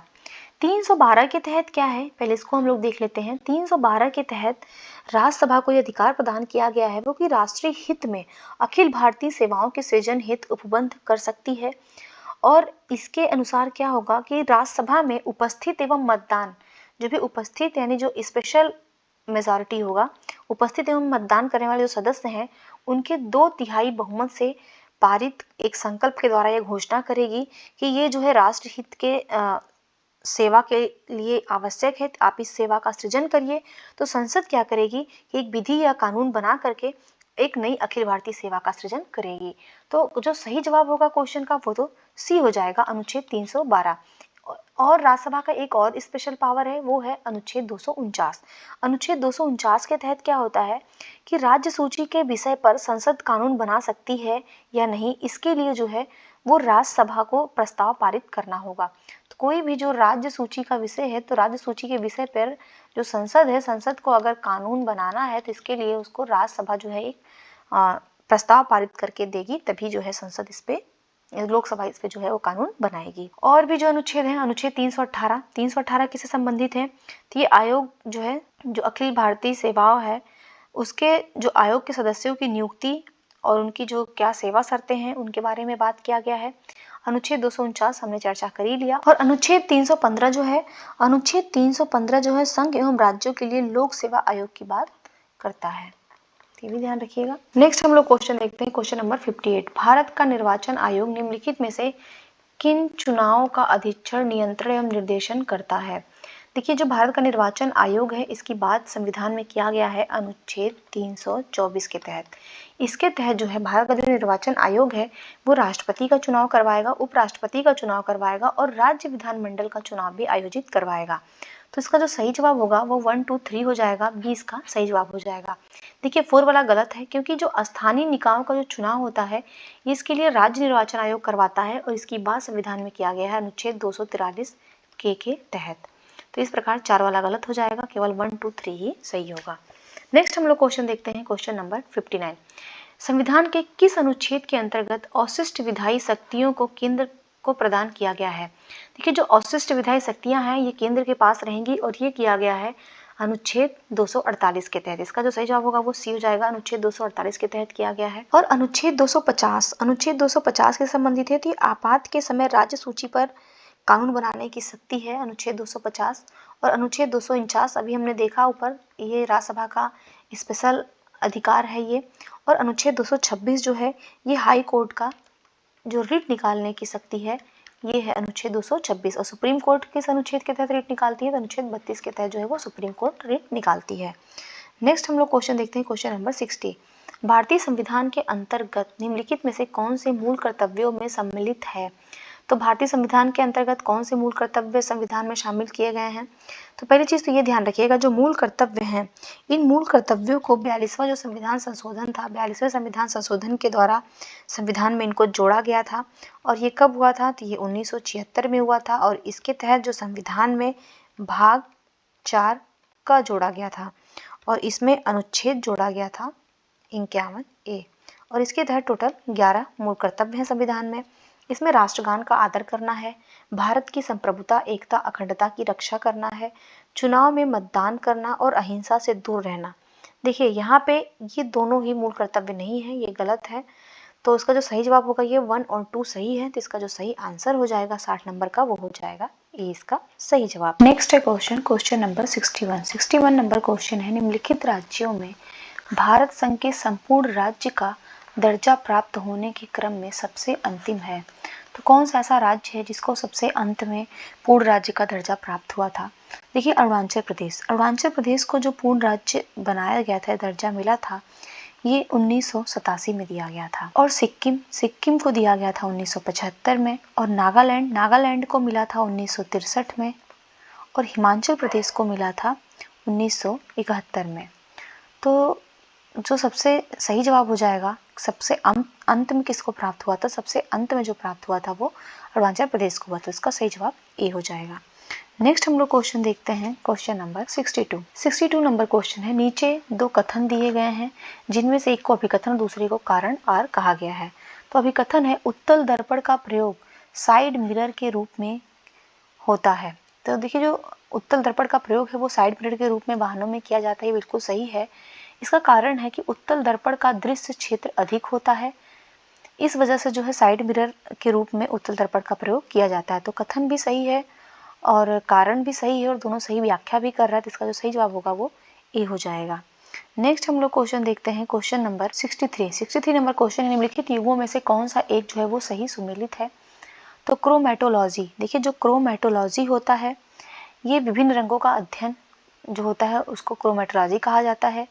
और जो मछलियों का अध्ययन होता है उसको इक्थियोलॉजी कहा जाता है, बिल्कुल सही सुमेलित है। और जो समय का अध्ययन होता है उसको होरोलॉजी कहा जाता है, भी बिल्कुल सही सुमेलित है। तो इसका जो सही जवाब होगा वो डी हो जाएगा। उपरोक्त सभी जो है वो सही सुमेलित हैं। नेक्स्ट हम लोग क्वेश्चन देखते हैं, क्वेश्चन नंबर 64। सूची 1 को सूची 2 से सुमेलित करना है और सही जवाब बताना है। तो यहाँ सूची 1 में लवण दिए हुए हैं, सूची 2 में जो है उनके रासायनिक नाम दिए हुए हैं। तो साधारण नमक, देखिए जो साधारण नमक है इसका जो रासायनिक नाम है वो है सोडियम क्लोराइड। तो इसको मैच करेंगे 3 से, सोडियम क्लोराइड NaCl को जो है वो साधारण नमक कहा जाता है। धामन सोडा जो होता है उसको सोडियम कार्बोनेट कहा जाता है, इसको 4 से मैच करेंगे। सोरा जो होता है उसको पोटेशियम नाइट्रेट कहा जाता है। और नीला थोथा जो होता है उसको कॉपर सल्फेट कहा जाता है। इस प्रकार इसका जो सही जवाब, सही मैच होगा वो 3 4 2 1 होगा। तो देख लेते हैं, 3 4 2 1 सही जवाब इसका बी हो जाएगा। नेक्स्ट हम लोग क्वेश्चन देखते हैं, क्वेश्चन नंबर 65। स्टलाइजेशन प्रक्रिया होती है। देखिए जो स्टलाइजेशन प्रक्रिया होती है ये जल को पीने योग्य बनाने के लिए, जिसमें जो हानिकारक कीटाणु होते हैं उनको हटाने की एक क्रिया होती है जिसको स्टलाइजेशन कहा जाता है। और ये क्रिया जो होती है वो क्लोरोनीकरण, ओजोनीकरण या पराबैंगनी किरणों के द्वारा किया जाता है। तो इसका जो सही जवाब हो जाएगा वो हो जाएगा ए। स्टलाइजेशन क्या है? तो जल का शुद्धिकरण, यानी जल में जो भी हानिकारक कीटाणु हैं उनको हटाने की एक प्रक्रिया है। नेक्स्ट हम लोग क्वेश्चन देखते हैं, क्वेश्चन नंबर 66 नंबर क्वेश्चन है, निम्नलिखित युग्मों पर विचार करना है और सही बताना है कौन सा जो है वो सही सुमेलित है। तो मैग्नीशियम, देखिए मैग्नीशियम जो है ये क्लोरोफिल में प्रयोग होता है। कॉपर सल्फेट जो होता है वो पीड़ानाशक में प्रयोग किया जाता है। और चांदी जो होता है वो फोटोग्राफी प्लेट बनाने में प्रयोग किया जाता है। तो तीनों ही जो है सही सुमेलित है। इसका जो सही जवाब होगा वो सी हो जाएगा। नेक्स्ट हम लोग क्वेश्चन देखते हैं, क्वेश्चन नंबर 67। निम्नलिखित में से किस एक के आधार पर राष्ट्रपति द्वारा संवैधानिक आपात की घोषणा की जाती है? देखिए जो संवैधानिक आपात की घोषणा किया जाता है ये किया जाता है अनुच्छेद 356 के तहत। अनुच्छेद 356 के तहत क्या होता है, जब राज्य का शासन संवैधानिक आधार पर न चलाया जा रहा हो तब राष्ट्रपति जो है वो संवैधानिक आपात की घोषणा करते हैं। और ये संविधान के भाग 3 के जो संविधान का जो भाग 18 है, भाग 18 में आपात की बात किया गया है, आपातकाल की। और जो अनुच्छेद है 352 से लेकर के 360 तक जो है वो आपातकाल की बात किया गया है। तो जो सही जवाब हो जाएगा 67 का वो हो जाएगा सी, केंद्र द्वारा दिए गए निर्देशों का पालन करने या उसे प्रभावी बनाने में अगर वो असफल हैं तो इसके आधार पे जो है राष्ट्रपति संवैधानिक आपात की घोषणा करता है।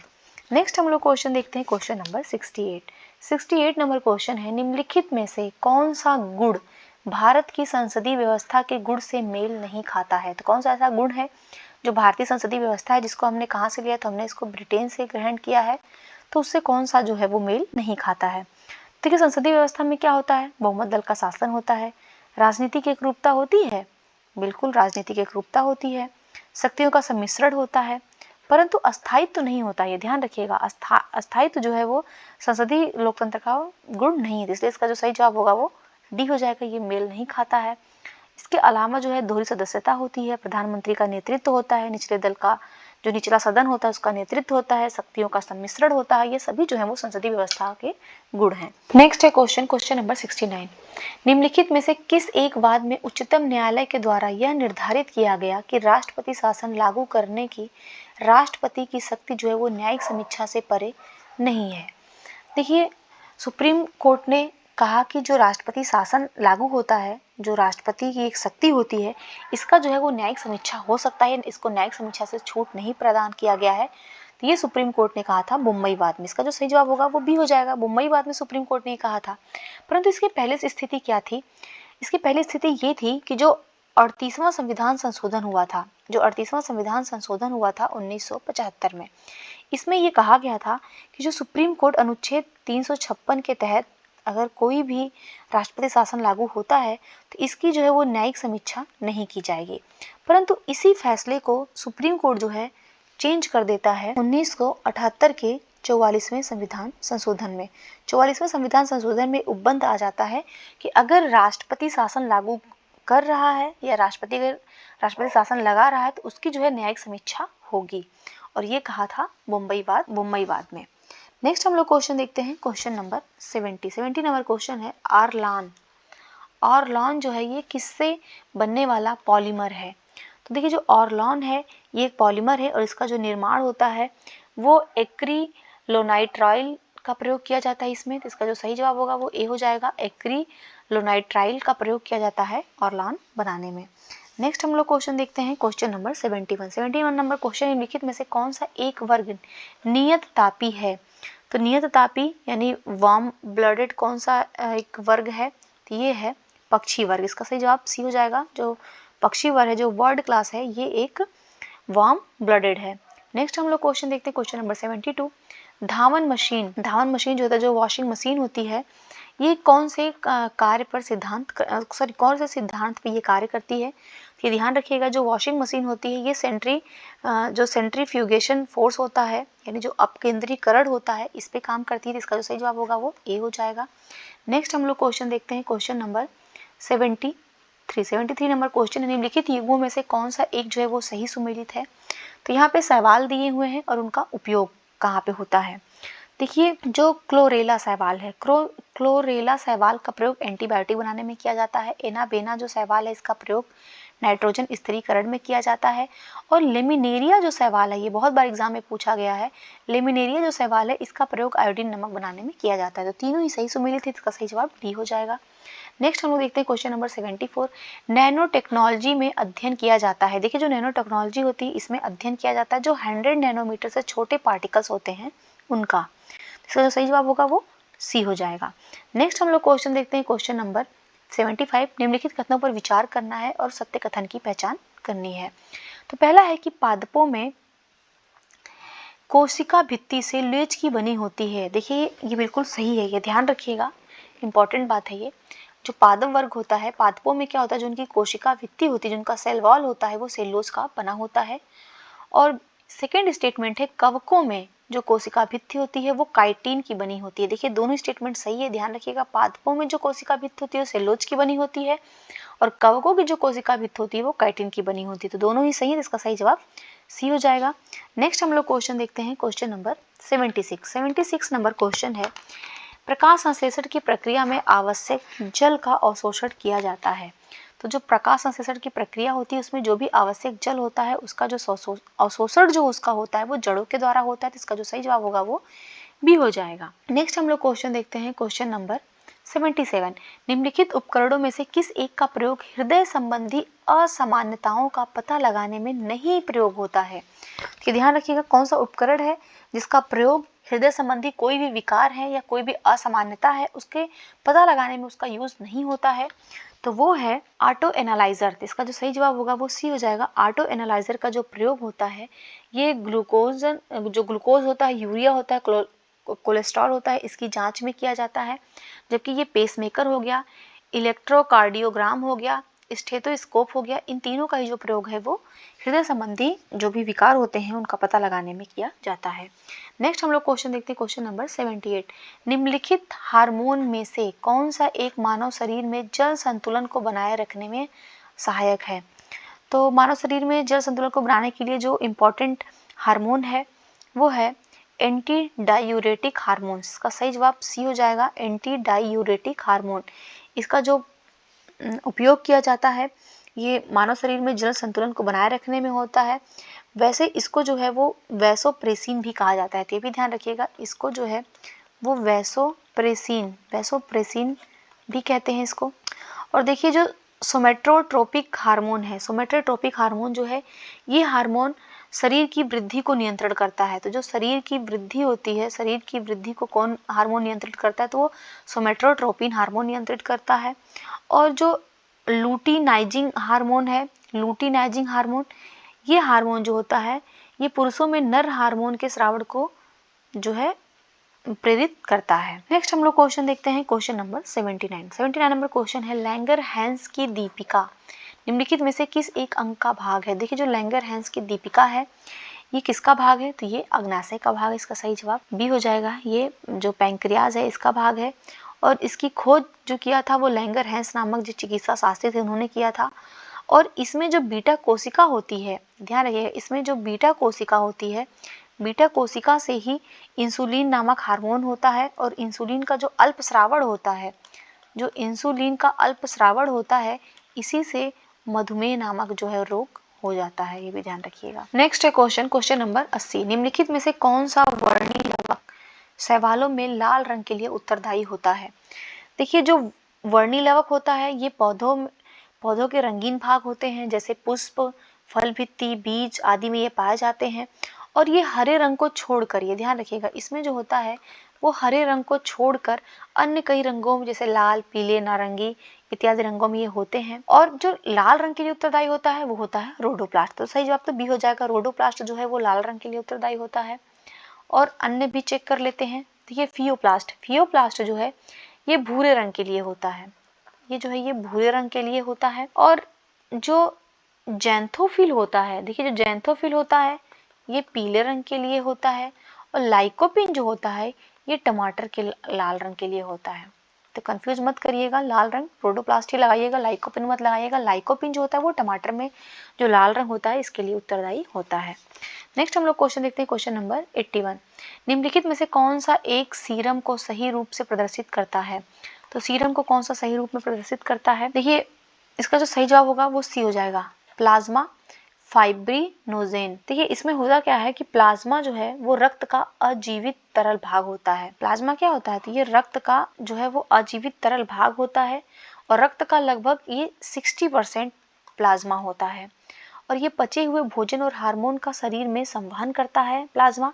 और जब प्लाज्मा में फाइब्रिनोजन नामक प्रोटीन निकाल लिया जाता है तो जो शेष प्लाज्मा बचता है उसी को सीरम कहा जाता है। तो ध्यान रखिएगा, अगर जैसे जो प्लाज्मा है, प्लाज्मा में से अगर आपने फाइब्रिनोजन को निकाल दिया तो जो बचा हुआ भाग होगा उसी को सीरम कहा जाता है। नेक्स्ट हम लोग क्वेश्चन देखते हैं, क्वेश्चन नंबर 82 नंबर क्वेश्चन है किसानों को उनकी उपज का बेहतर मूल्य दिलाने तथा कृषि जिन्सों के पारदर्शी व्यापार को सुनिश्चित करने हेतु ई नैम पोर्टल का शुभारंभ कब किया गया था। देखिए जो ई नैम पोर्टल बनाया गया था ये बनाया गया था अप्रैल 2016 में। इसका सही जवाब ये हो जाएगा, अप्रैल 2016 में बनाया गया था। और इसका उद्देश्य ही था कि किसानों की उनकी उपज का बेहतर मूल्य मिल सके, कृषि जिन्सों के पारदर्शी व्यापार को सुनिश्चित किया जा सके। और इलेक्ट्रॉनिक जो व्यापार होने का कारण है वो किसानों को उनकी उपज की गुणवत्ता के अनुरूप उनको जो प्रतिस्पर्धी मूल्य है वो प्राप्त हो सके, ये सभी उद्देश्यों से जो है वो ई-नैम का गठन किया गया था। नेक्स्ट है क्वेश्चन नंबर 83। निम्नलिखित कथनों पर विचार करना है और बताना है कि उपरोक्त में से कौन से श्रम गहन उद्योगों के अंतर्गत सम्मिलित हैं। देखिए, जो श्रम गहन उद्योग होते हैं ना, वो ऐसे उद्योग होते हैं जिनमें श्रम मूल्य का महत्व जो है वो पूंजी मूल्य की तुलना में अधिक होता है। ध्यान रखिएगा, इसमें जो श्रम होता है, श्रम की अधिक वैल्यू होती है पूंजी की तुलना में। जैसे होटल हो गया, रेस्तरां हो गया, गहरी कोयले की खदान हो गई, इन सभी के अंतर्गत जो है गहरे श्रम उद्योग का प्रयोग किया जाता है।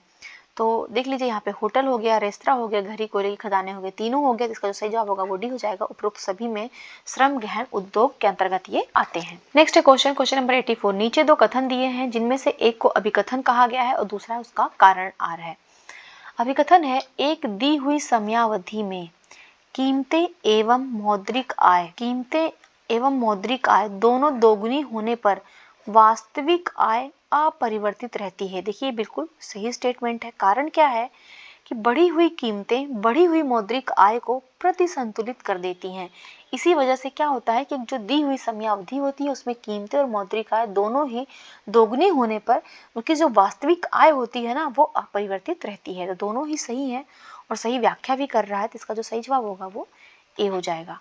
नेक्स्ट हम लोग क्वेश्चन देखते हैं। Question number 85। निम्नलिखित में से कौन पूंजी निर्माण की प्रक्रिया में सम्मिलित है। तो पूंजी निर्माण की प्रक्रिया में कौन भाग लेता है, इसको देखते हैं। इसमें जो है बचत सृजन होगा तब भी पूंजी निर्माण होगी, बचत का संग्रहण करेंगे तब भी पूंजी निर्माण होगा, और बचत का जो होगा वो निवेश किया जाएगा तभी पूंजी का निर्माण होगा। तो तीनों ही संबंधित है, तो इसका सही जवाब डी हो जाएगा। नेक्स्ट हम लोग देखते हैं क्वेश्चन नंबर 86। जीवन की भौतिक गुणवत्ता सूचकांक का प्रतिपादन किसने किया था। देखिए, जो जीवन की भौतिक गुणवत्ता सूचकांक है, इसका जो प्रतिपादन किया था वो मॉरिस टी मॉरिस ने किया था। इसका सही जवाब सी हो जाएगा। नेक्स्ट हम लोग क्वेश्चन देखते हैं। क्वेश्चन नंबर 87 नंबर क्वेश्चन है कि वह बाजार जिसमें अल्पकालीन राशियों के रूप में उधार लिया व दिया जाता है क्या कहलाता है। तो जहाँ पे अल्पकालीन राशि के रूप में उधार लिया और दिया जाता है उसको जो है भारतीय मुद्रा बाजार कहा जाता है। इसका जो सही जवाब होगा वो बी हो जाएगा, भारतीय मुद्रा बाजार कहा जाता है। नेक्स्ट हम लोग क्वेश्चन देखते हैं। क्वेश्चन नंबर 88 नंबर क्वेश्चन है, डब्ल्यूटीओ के नियमों के अनुसार किस प्रकार की सब्सिडी को धीरे धीरे समाप्त किया जाना चाहिए। तो कौन सी सब्सिडी है जिसको डब्ल्यूटीओ कहता है कि धीरे धीरे समाप्त हो, तो वो सब्सिडी है एम्बर बॉक्स सब्सिडी। इसका सही जवाब ए हो जाएगा। एम्बर बॉक्स सब्सिडी जो है ऐसी सब्सिडी होती है जिसको धीरे धीरे समाप्त करना होता है। और जो ब्लू बॉक्स सब्सिडी होती है, देखिए ब्लू बॉक्स सब्सिडी का जो होता है ये शर्त आधारित सब्सिडी होती है। ध्यान रखिएगा, यहाँ पे जो सब्सिडी होती है वो शर्त आधारित होती है। और ग्रीन बॉक्स जो सब्सिडी होती है ये ऐसी सब्सिडी होती है जहाँ पे सब्सिडी का अनुमति होती है कि सब्सिडी मिलेगी। और रेड बॉक्स जो सब्सिडी होती है यहाँ पे सब्सिडी को जो है वो तुरंत समाप्त करना होता है, इसको तुरंत समाप्त करना होता है रेड बॉक्स सब्सिडी में। नेक्स्ट हम लोग क्वेश्चन देखते हैं। क्वेश्चन नंबर 89 नंबर क्वेश्चन है, श्रम योगी मानधन योजना किससे संबंधित है। देखिए, जो श्रम योगी मानधन योजना है ना, इसको प्रारंभ किया गया था 15 फरवरी 2019 को। इसको प्रधानमंत्री श्रम योगी मानधन योजना कहा जाता है। और इसका जो उद्देश्य था वो असंगठित क्षेत्र के श्रमिकों की पेंशन योजना से संबंधित था। तो इसका सही जवाब बी हो जाएगा। इसमें होता क्या है कि 15,000 रुपये से जो कम की मासिक आय वाले असंगठित क्षेत्र के जो श्रमिक होते हैं, जिनका जो मासिक आय होता है वो 15,000 रुपये से कम का हो, ऐसे श्रमिकों को एक पेंशन देने की योजना बनाई जाती है। इसमें जो इनकी आयु होती है, ये भी ध्यान रखिएगा, इसमें जो उनकी आयु होती है ये 18 साल से लेकर 40 साल तक के व्यक्ति इसमें शामिल होते हैं, उनकी पात्रता होती है। और 60 वर्ष की आयु हो जाने के बाद, जब 60 वर्ष की आयु पूरी हो जाएगी उसके बाद उनको प्रत्येक माह जो है वो 3,000 रुपये पेंशन के रूप में दिया जाएगा। और इस योजना में जो कुछ अंशदान होता है वो लाभार्थी तथा शेष सरकार इसमें करती है। नेक्स्ट हम लोग क्वेश्चन देखते हैं। क्वेश्चन नंबर 90 नंबर क्वेश्चन है, नीचे दो कथन दिए गए हैं जिनमें एक को अभिकथन और दूसरे को कारण आर कहा गया है। इसका जो अभिकथन है कि सार्वजनिक परियोजनाओं पर व्यय में वृद्धि आर्थिक मंदी के समय उठाया जाने वाला सबसे महत्वपूर्ण कदम है। देखिए, जब आर्थिक मंदी आती है ना, उस समय जो सार्वजनिक परियोजनाएं होती हैं उसमें व्यय की वृद्धि को बढ़ा देना चाहिए। ये बिल्कुल सही स्टेटमेंट है। इसका रीजन ये है, जो सार्वजनिक व्यय होता है ये उत्पादन वृद्धि को प्रोत्साहित करता है एवं पूंजी निर्माण में ये मदद करता है। यहाँ पे दोनों ही सही है और सही व्याख्या भी कर रहा है, तो बिल्कुल इसका जो सही जवाब होगा वो ए हो जाएगा। नेक्स्ट है क्वेश्चन नंबर 102। यदि दक्षिण पूर्व को पूर्व कहा जाए तथा दक्षिण पश्चिम को दक्षिण कहा जाए और आगे भी यही क्रम जारी रहे तो उत्तर को क्या कहा जाएगा। देखिए कि डायरेक्शन का क्वेश्चन है, पहले आप ऐसे बना लीजिएगा नॉर्थ, साउथ, ईस्ट, वेस्ट, और यहाँ पे क्या होगा, तो यहाँ पे होगा नॉर्थ ईस्ट, यहाँ पे क्या होगा साउथ ईस्ट, यहाँ पे क्या होगा साउथ वेस्ट, यहाँ पे क्या होगा नॉर्थ वेस्ट। तो कह रहा है दक्षिण पूर्व को, जो दक्षिण पूर्व है ये, इसको अगर पूर्व कहा जाए और दक्षिण पश्चिम को, जो दक्षिण पश्चिम है, दक्षिण पश्चिम को दक्षिण कहा जाए, यानी आप देख रहे हैं 45 डिग्री ये लोग मूव कर रहे हैं, अगर यही क्रम जारी रहेगा तो उत्तर को क्या कहेंगे। देखिए उत्तर को हम लोग क्या कहेंगे, तो उत्तर को जो है वो नॉर्थ वेस्ट कहा जाएगा, उत्तर पश्चिम। तो इसका जो सही जवाब होगा वो डी हो जाएगा। नेक्स्ट हम लोग क्वेश्चन देखते हैं, क्वेश्चन नंबर 103। 103 नंबर क्वेश्चन है, एक व्यक्ति का मुंह पूर्व की ओर है, फिर वह बाएं घूमता है और 100 मीटर चलता है, फिर दाएं घूमता है और 5 मीटर चलता है, फिर वह 5 मीटर दक्षिण की ओर जाता है और वहां से वह 5 मीटर जो है पश्चिम की ओर जाता है। तो अपने मूल स्थान से वह किस दिशा में है, तो इसको सॉल्व करेंगे, इसका सही जवाब आ जाएगा सी, वो उत्तर दिशा में है। नेक्स्ट हम लोग क्वेश्चन देखते हैं, क्वेश्चन नंबर 104। 104 नंबर क्वेश्चन है, बस में एक लड़की की ओर इशारा करते हुए एक आदमी ने अपने मित्र से कहा कि वह मेरे पिता की पत्नी के इकलौते पुत्र की पुत्री है। तो लड़की का उस आदमी से किस प्रकार संबंध था, तो उसका जो संबंध था वो पुत्री का था, सही जवाब इसका बी हो जाएगा। नेक्स्ट हम लोग क्वेश्चन देखते हैं, क्वेश्चन नंबर 105। यदि किसी परीक्षा में राम का स्थान ऊपर से 16वां और नीचे से 15वां है तो ये बताइए कि कक्षा में कितने विद्यार्थी हैं। तो इसको सॉल्व करेंगे, इसका जो सही जवाब आएगा वो ए आएगा, कक्षा में टोटल 30 विद्यार्थी हैं। नेक्स्ट हम लोग क्वेश्चन देखते हैं 106 नंबर क्वेश्चन। यहाँ पे भी देखिए अगर पूछ रहा है कि शब्दों में कौन सा शब्द जो है शब्दकोश में चौथे स्थान पर आएगा, तो चौथे स्थान पे जो आएगा वो आएगा आभास, सही जवाब इसका सी हो जाएगा। नेक्स्ट हम लोग क्वेश्चन देखते हैं 107 नंबर क्वेश्चन, निम्नलिखित विकल्पों में से कौन दिए गए शब्दों का सार्थक क्रम दर्शाता है। तो जो सार्थक क्रम दर्शाता है वो है बीज, पहले सबसे पहले बीज होगा, बीज के बाद से फिर पौधा बनता है, 2 पे पौधे आ जाएंगे, इसके बाद से फल बनेगा, फिर उसके बाद से भोजन करेंगे। तो 1 3 2 4 होना चाहिए, तो उसका जो सही जवाब होगा वो हो जाएगा सी, इसका सही जवाब। नेक्स्ट हम लोग क्वेश्चन देखते हैं, क्वेश्चन नंबर 108। 108 नंबर क्वेश्चन को सॉल्व करेंगे तो इसका जो आंसर आएगा वो आएगा बी, इसका सही जवाब आएगा। नेक्स्ट हम लोग क्वेश्चन देखते हैं, क्वेश्चन नंबर 109। 109 नंबर क्वेश्चन है, इसको सॉल्व करेंगे तो इसका जो आंसर आएगा वो आएगा बी, 479। नेक्स्ट हम लोग देखते हैं क्वेश्चन नंबर 110। 110 नंबर क्वेश्चन है, इसको सॉल्व करेंगे। लेक देखिए यहाँ पे इनका लेटर का क्रम है 12, 1, 11 और 5, और इस प्रकार आप देखेंगे तो यहाँ पे बन रहा है 16, तो +4 16 हो गया। ई होता है 5, तो यहाँ से भी +4, तो ऐसे से यहाँ पे देखिए +4 लग रहा है। इस प्रकार अगर इसको सॉल्व करेंगे तो इसका जो आंसर आएगा वो बी आ जाएगा।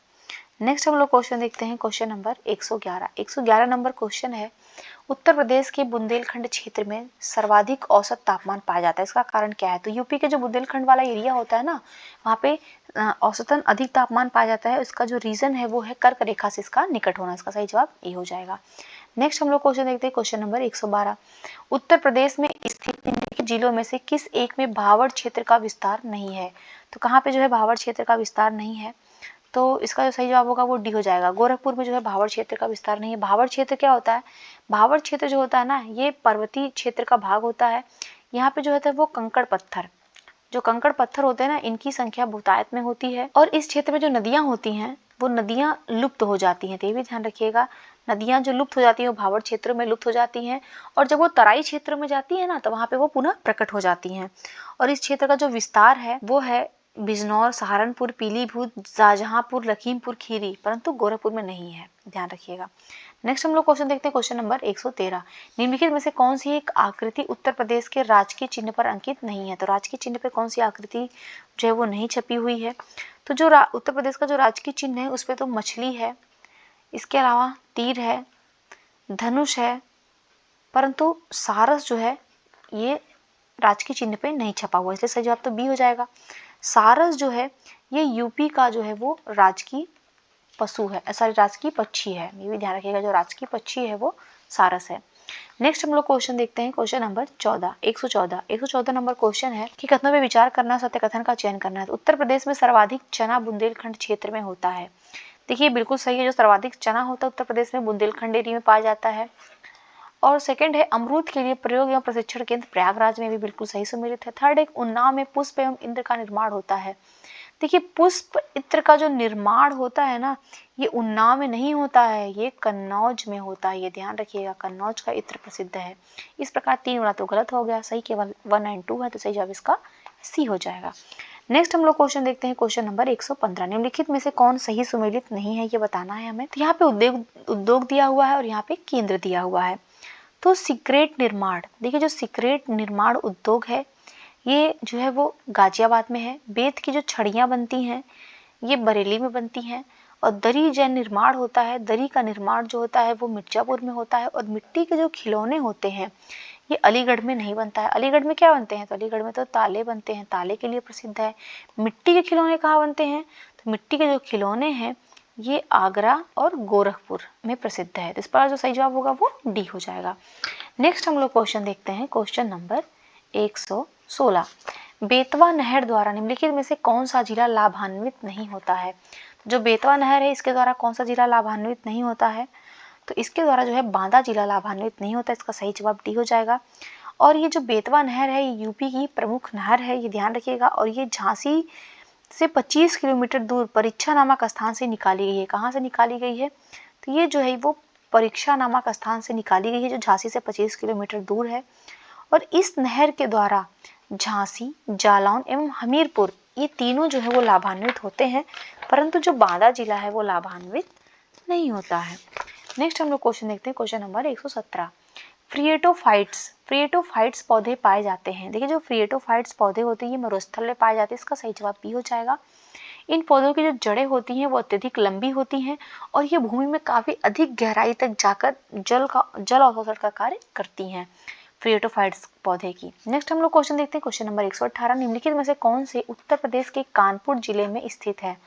उत्तर प्रदेश के कानपुर जिले में क्या है, उत्तर प्रदेश में लघु उद्योग निगम लिमिटेड है, उत्तर प्रदेश वित्तीय निगम है, उत्तर प्रदेश राज्य औद्योगिक विकास निगम है।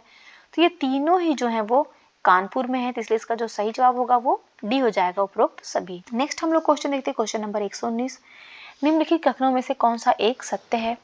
देखिए जो काशी गंगा ये लौकी की प्रजाति है, ये भी बिल्कुल सही सुमेलित है। शुष्क सम्राट ये धान की प्रजाति है। और ग्रीन गोल्ड जो है ये चाय की एक प्रजाति है, तो सही जवाब इसका डी हो जाएगा। सभी कथन जो है वो सत्य हैं। नेक्स्ट है क्वेश्चन नंबर 120, कर्मा किस जनजाति का नृत्य है। तो कर्मा किस जनजाति का नृत्य है, तो कर्मा जो है वो खरवार जनजाति का नृत्य, इसका सही जवाब बी हो जाएगा। और ये जो खरवार जनजाति होती है ये कहाँ पे पाई जाती है, तो यूपी का जो सोनभद्र जिला है, ये सोनभद्र जिले में ये जनजाति पाई जाती है। अगर देखा जाए ये मूल रूप से कहाँ पे निवास करती है, तो इसका जो मूल रूप से निवास स्थान है वो झारखंड के पलामू की पहाड़ी पर है, तो ध्यान रखिएगा।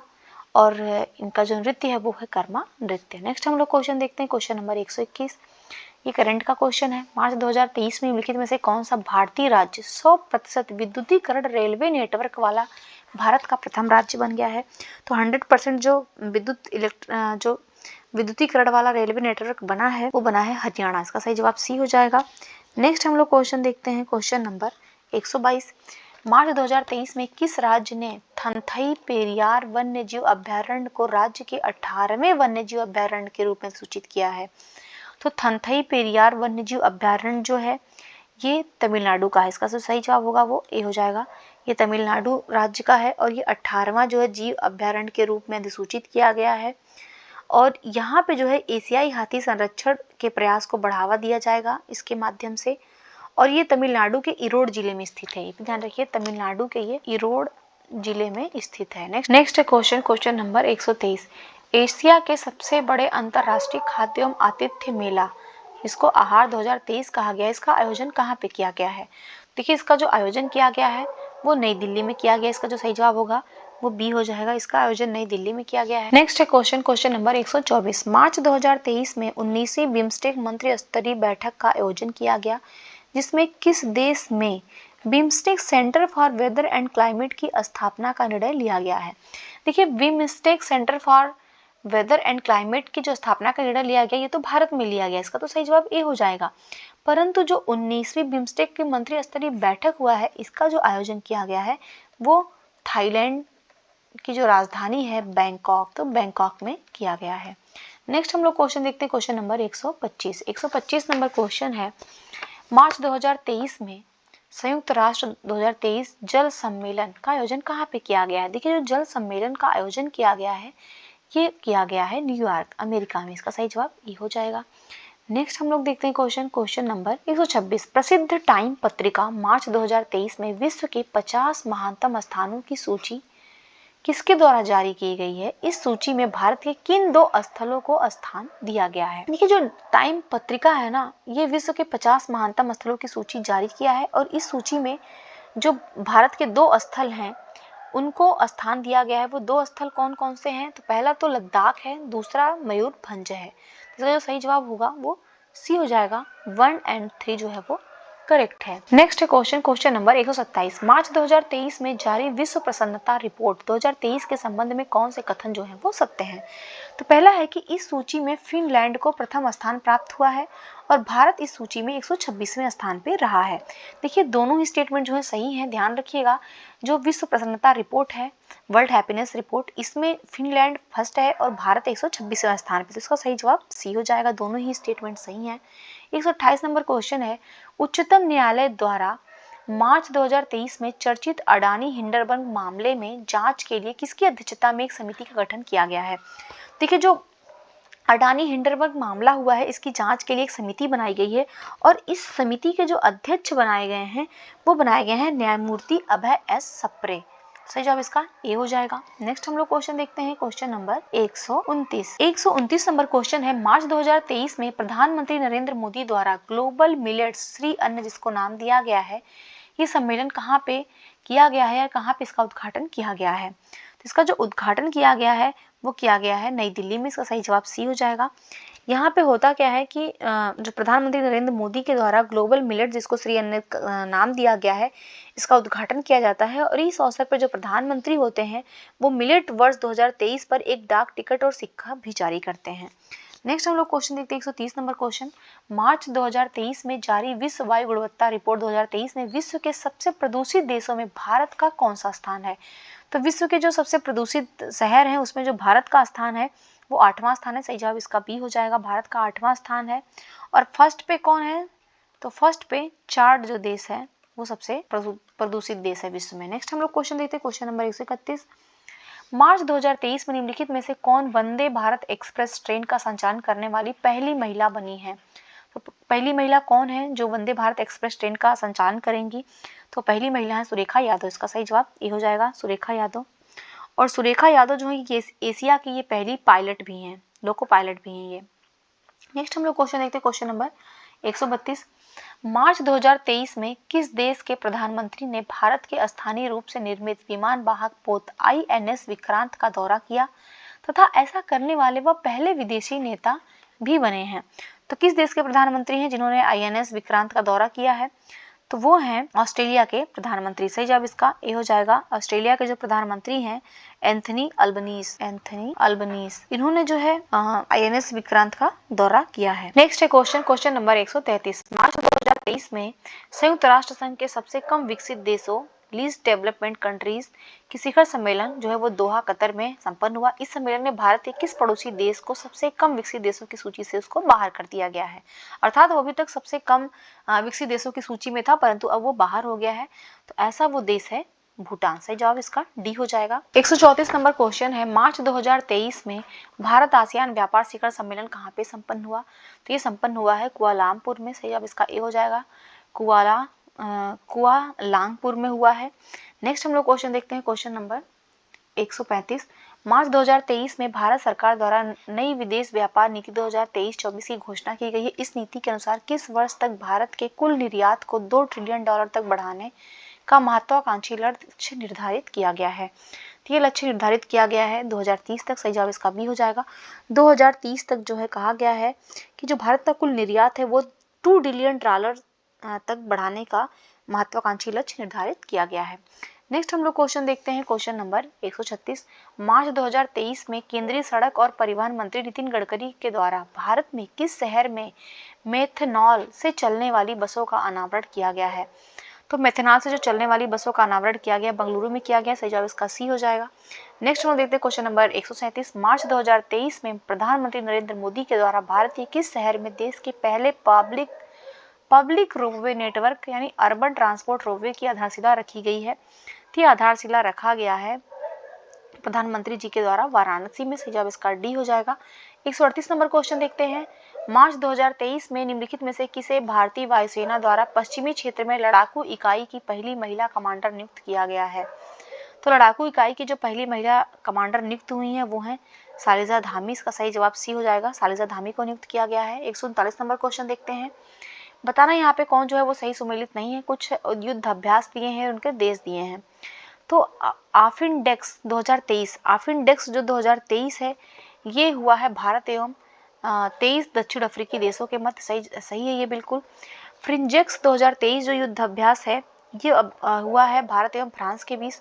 और खंजर जो 2023 है ये भारत एवं किर्गिस्तान के मध्य हुआ है। और बोल्ड कुरुक्षेत्र 2023 जो है ये भारत एवं जापान नहीं, भारत एवं सिंगापुर के मध्य हुआ है। तो इस प्रकार जो सही सुमेलित नहीं है वो डी वाला जो है वो सही सुमेलित नहीं है। नेक्स्ट हम देखते हैं क्वेश्चन नंबर 140 और ये इस टेस्ट का लास्ट क्वेश्चन है। मार्च 2023 में एससीओ पर्यटन प्रशासन के प्रमुख बैठकों के आयोजन कहाँ पे हुआ है? तो एससीओ के जो प्रमुख प्रशासक हैं उनकी जो बैठक आयोजित की गई है वो बनारस में किया गया। इसका सही जवाब ए हो जाएगा, बनारस उत्तर प्रदेश में किया गया है। और बनारस को ही पर्यटन एवं सांस्कृतिक राजधानी घोषित किया गया है।